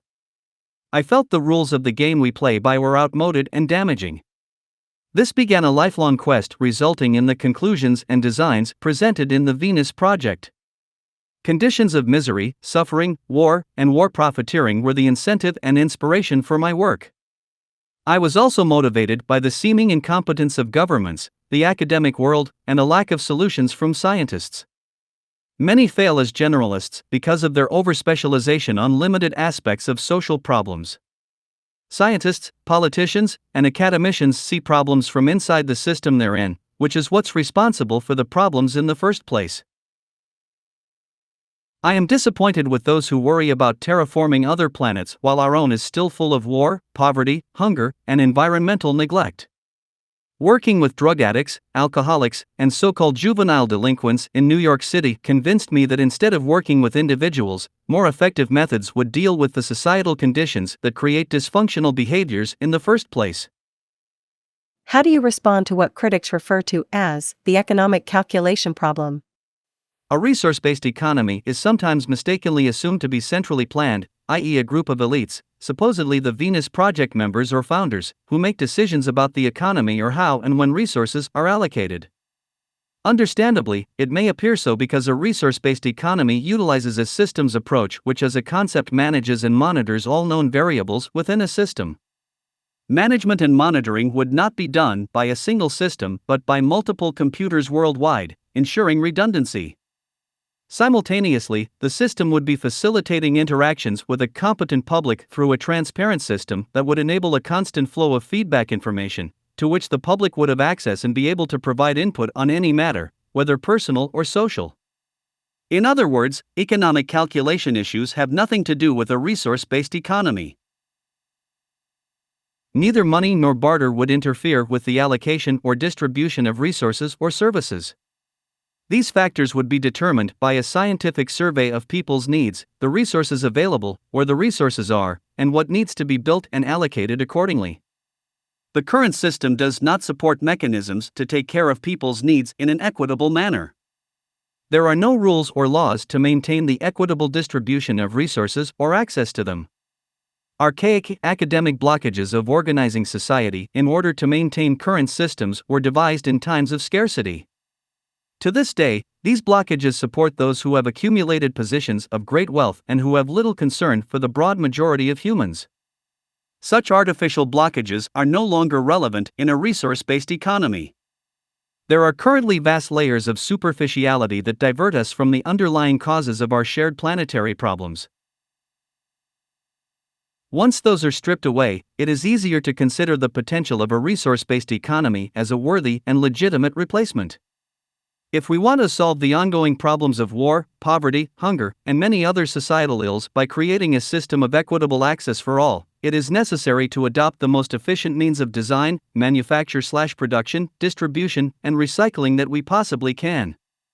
We must also continuously update these methods to achieve the maximum amount of productivity with the minimum amount of wasted resources and effort while also protecting the environment.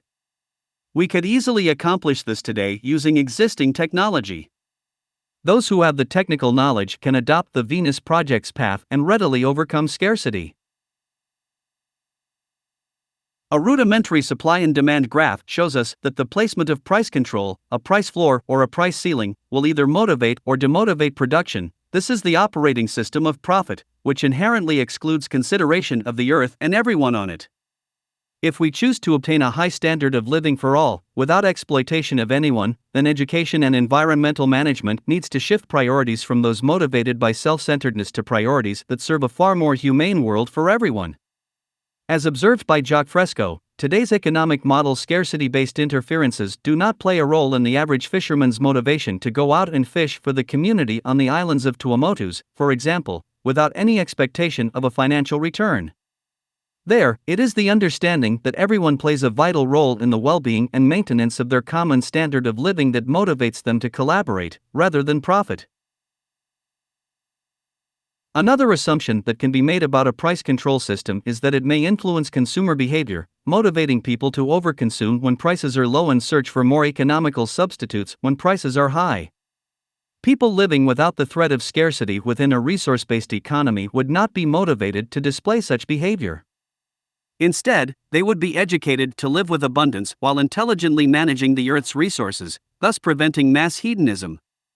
Economists assume that if goods and services were to be made available without a price tag or any form of exchange, people would exhibit hoarding behavior. No one living on a beach or in the Sahara Desert hoards sand for fear that they will one day run out of sand. No one takes in more breaths than they need because they are afraid that the oxygen level in the Earth's atmosphere will be depleted. It is only when something seems scarce that people react with such behavior. The scarcity factor is not applicable to a global resource-based economy which, by design, is a global system that outgrows scarcity through research and development. Consumerism, along with the incredibly wasteful and negative values that free market values abundantly generate, has not always existed. The values and aims proposed by the Venus Project, along with the proposed methods for achieving them on a global scale, will profoundly affect the way we utilize our resources.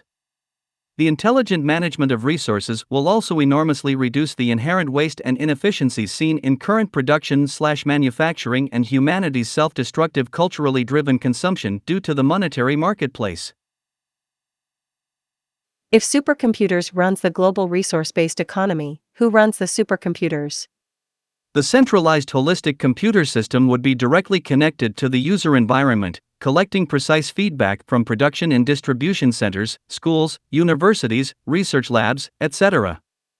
This will ensure that data are constantly updated and monitored, facilitating the maintenance of a balanced load economy with no overruns or shortages. Most of the technology required for such infrastructure management is currently available. For example, when electrical sensors are extended into an agricultural region, computerized systems could manage and control the agricultural requirements by monitoring the water table, insects, plant diseases, soil nutrients, and so forth. When computer-connected electrical sensors have been extended into all areas of the social complex, we will be able to arrive at decisions based on data rather than opinions. In a global resource-based economy, decisions would not be based on local politics, but instead derived from a holistic problem-solving approach. Earth and the life on it must be seen as constituting a single system. How would society in a resource-based economy safeguard a rogue individual/group from taking over the central computer system? Multiple monitoring devices within the system would ensure that the central computer system would not be susceptible to a takeover. Additionally, because many people all over the world would be working simultaneously around the clock on the software and hardware, if an individual or a small group were to attempt an attack, it would be noticed by everyone concerned. It is expected that the risk of this kind of hacking would only be relevant during the transition period, in which case the people involved would be helped out of that value system through extensive education. The educational system in a resource-based economy would preclude such inclinations, i.e., hacking into the global computer system would be the equivalent of people wanting to cut off their own arms, with the computers being extensions of the lives of those people and their loved ones. How much or how little centralization would exist in a resource-based economy? As much as it needs. Centralization does not mean that all the information is kept at one location. It can be thought of as similar to the internet. If one location goes down, there are others that resume the function.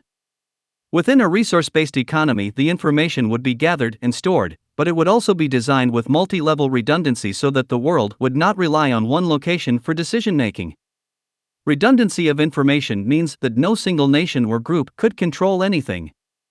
All of the nations that join the movement would have similar data collection centers. Each center's information would relate to their area but be shared with all those participating and engaged in the development of a resource-based economy, regardless of the extent of their local resources. The purpose of these centers is to collect data and make it available to anyone who desires to be informed. All information will be kept open and available to everyone, there will be no hidden agendas. The system is not to be run by any one nation or group. Information about the carrying capacity of Earth's resources is the only criteria for the operation of such a global society. It would not be a world run by technicians per se, but a world where technicians manage the statistical data and ensure that appropriate resources are shared wherever needed throughout the world. Wherever possible, products would be developed locally and made accessible equally. If there is a shortage of any material, personnel, or products, the databases of information would facilitate finding replacement products or personnel or identifying what substitutes could be made. Any shortages would be a priority to fulfill. A market economy is unnecessary to accomplish this task. Those who are participating in the various systems at any given time would base decisions on the resources available. For example, building an equal number of hospitals everywhere based solely on population may not be the best approach to serve people's needs. Hospitals would be built and equipped based on statistical data and surveys on the health and disease incidence of the people, as well as the size of the population in each geographic area. What percentage of the world's resources will we need to implement a resource-based economy? A true resource-based economy would be implemented globally. Once the first city has been completed, we would calculate the amount of resources needed for that project to assist with planning future projects as we progress. Building the first city will depend on many things, e.g., available funding, where the city is to be located, what resources are in proximity, geographic size, and how many it will house, what kinds of facilities will be included, and many other factors. It is unnecessary to think about it in these kinds of terms at this stage. Is a resource-based economy, as proposed by the Venus Project, operated by a single mainframe computer? The resource-based economy's central computer is not envisioned as a single, master computer at all.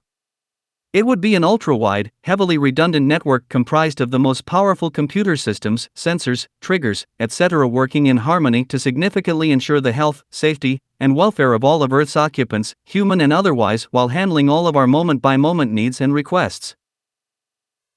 In a resource-based economy, as proposed by the Venus Project, how are things prioritized? In a resource-based economy, it is the shared values of people and their needs, along with the understanding of the basic principles of such an economic system that would drive the prioritization of resources. Things will be prioritized by necessity rather than want. Something that is comparatively needed more by people would get prioritized. For example, would we use our workforce and resources to build a world-class sports arena while we still had 20% of the population starving in famine, or while many people around the world have no access to clean water, healthcare, or a relevant education? No. We would utilize our resources firstly on the programs that are needed to end poverty, war, and disease, and to restore the environment. Keep in mind that not all things are made using natural resources. Many things can be made using synthetics or composite materials, and we are constantly upgrading our knowledge and ability to produce new materials that could be used to replace existing ones that are in short supply or less efficient. How is competency determined in a resource-based economy, as proposed by the Venus Project? By performance only. Let's say you put a person in an airplane simulator and give him different issues to deal with. If he can deal with them efficiently based on the measuring system that you have in place, then the person is deemed competent in those areas observed. Constant monitoring of a person's ability to perform in a given system would be required, and further training is given where needed. This is not altogether different from the way most of today's commercial airline pilots are required to undergo simulator training every 6 months. You wouldn't want to fly with a pilot who hasn't practiced an engine failure maneuver since he graduated. If you want to participate in flying an airplane, you go to a flight training organization. If you want to be a brain surgeon, you go to an establishment that will teach you how. No one would want their brain tumor to be excised by someone who has no skill or knowledge in brain surgery. Likewise, no one would want someone who had not studied civil engineering to design a bridge that they intend to use or the steel frame for a building that they would eventually be living or working in.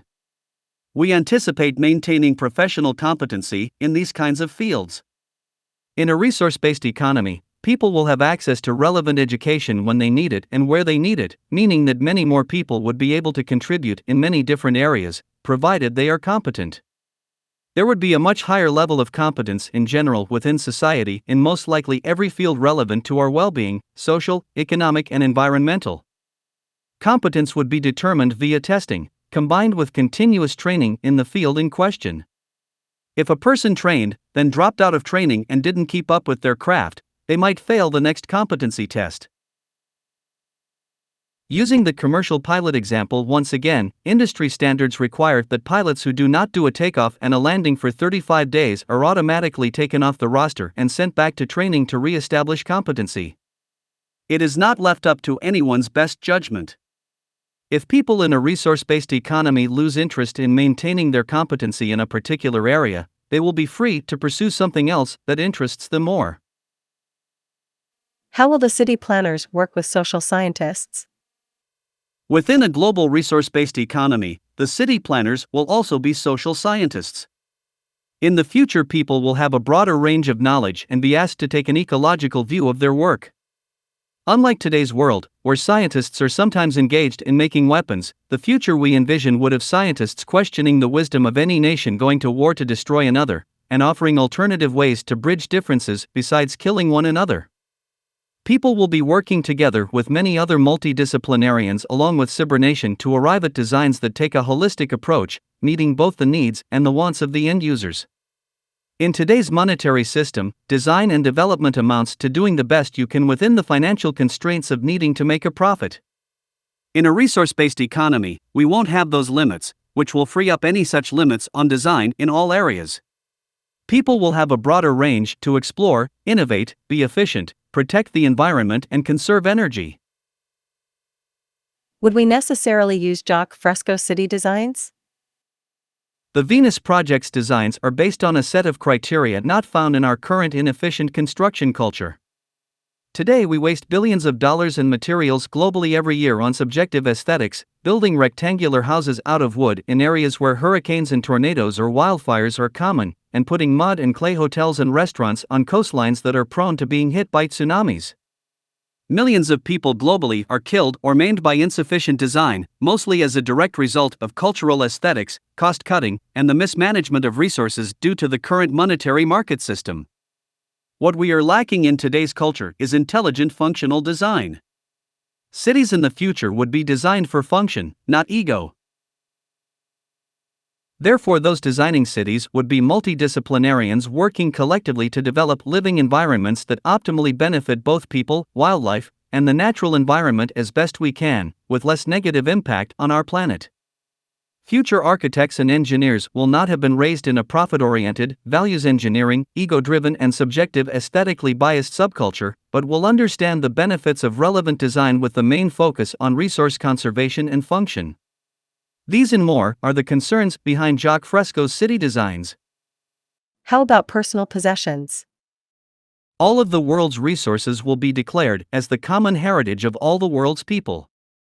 The Venus Project proposes that free access available to all will put less of a burden on people and the environment. Goods would be acquired from central distribution centers in each city, available on call or near the location of interest. For example, a visit to a ski lodge would mean gaining access to snowboards or skis which are maintained to the highest quality possible and updated when new materials are developed or new design concepts are put forth. The snowboards or skis could be used until it's time to go home, and then simply returned for others to use.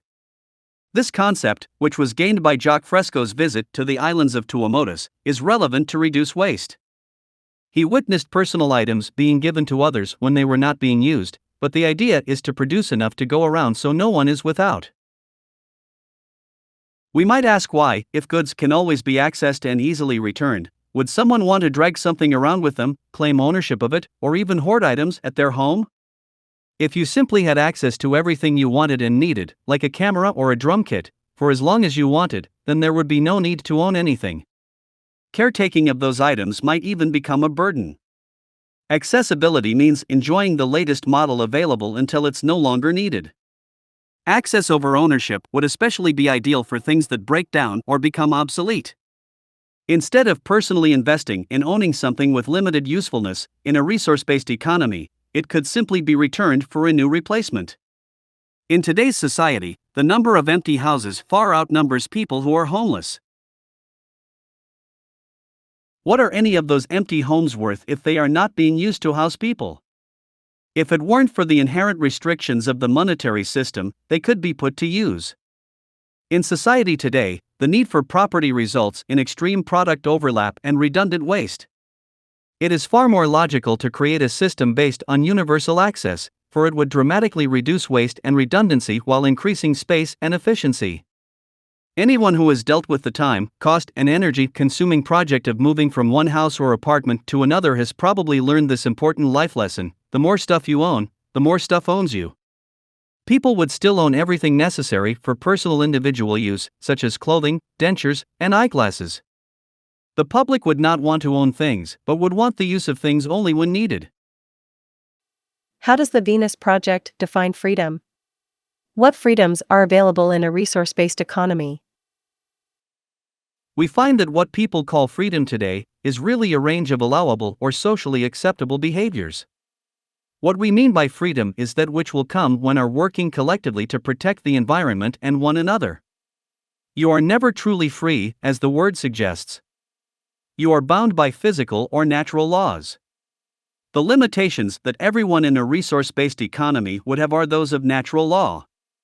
If you defecate in a city's drinking water supply, the health issues associated with this behavior will affect everyone using that water supply. In a resource-based economy, we will not need to write "thou shalt not defecate" in drinking water.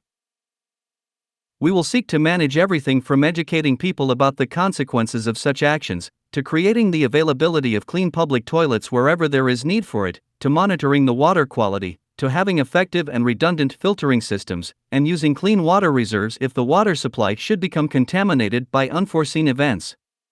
All of this is based on the concept of developing a system to take care of Earth and everyone on it, while giving people access to the necessities of life, which in the example used includes clean water.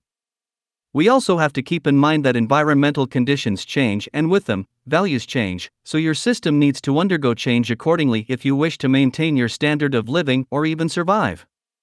The concepts of freedom and restriction do not apply in such a system. Our problems will be technical. Until we automate a system, procedural systems are required to ensure that people are safe.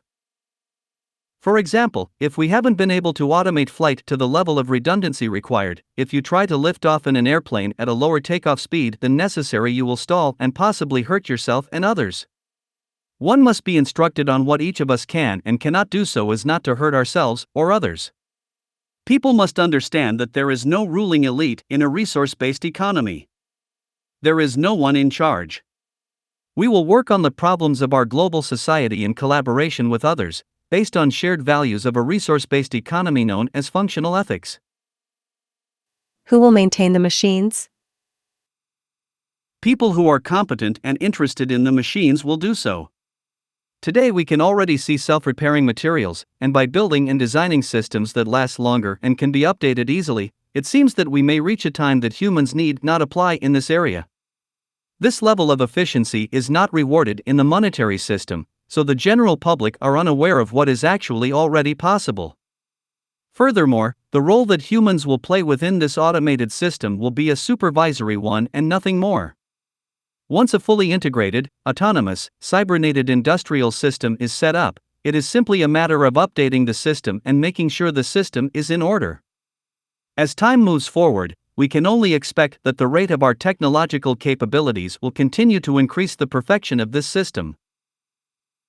Jock mentioned that there would be no elitists in a resource-based economy. How would we know if a group of people are hoarding scarce resources? How would the rest of the public investigate this kind of scandal? One of the major foundational principles of a resource-based economy is automation with unlimited access to goods and services within a set of relevant sustainable values. When people have access to whatever they need along with education on how to live with that abundance and one another, they will not be motivated to hoard. In other words, hoarding and many other undesirable behaviors would become irrelevant in a resource-based economy. With proper education and a shift in values, no one would have any reason to hoard resources, as it would not benefit them in any way, and would actually be detrimental to them in the long run. People would be educated to understand this.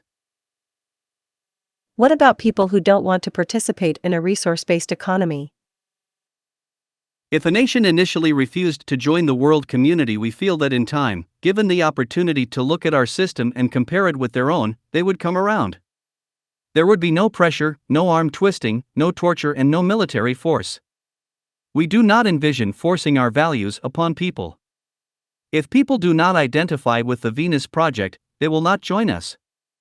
They will have their independence and can choose another kind of lifestyle. We believe that eventually most people will join with the Venus Project and unify the world toward a common goal, but it cannot be forced. Would people have to give up personal possessions for the sake of a resource-based economy? As people understand this direction, they will realize they would not be giving up anything, but gaining much more. There may be hesitation at first by some, but as we demonstrate this direction with more updated values within a city that has been designed, built, and operated by the Venus Project, we expect that people will come to realize the advantages. When science, technology, and innovation are nurtured and the results are directly installed in the environment for everyone's use, without a price tag, the threat of scarcity will be diminished and a higher standard of living for all can be demonstrated. Today, the wealthy have access to their needs, but they also live in fear as a result of seeing others deprived of the same things. They live with bars on their windows, bulletproof vests in car windows, guards protecting their children from kidnapping for ransom, and often helicopters on their rooftops for a quick escape. This is not what we would consider a high standard of living, nor a secure one. When people learn that they can live beyond subsistence, becoming witness to what kind of world can be achieved without the limitations and restriction of the monetary system, they will understand how much more meaningful and rich their own life can become. People may be successful in business, but a failure at life. They may begin to understand how fulfilling knowledge and participation with the progression of society as a whole can be. When science and technology are directed toward the needs of people, everyone will have access to a wider range of everything imaginable than do the wealthiest of today.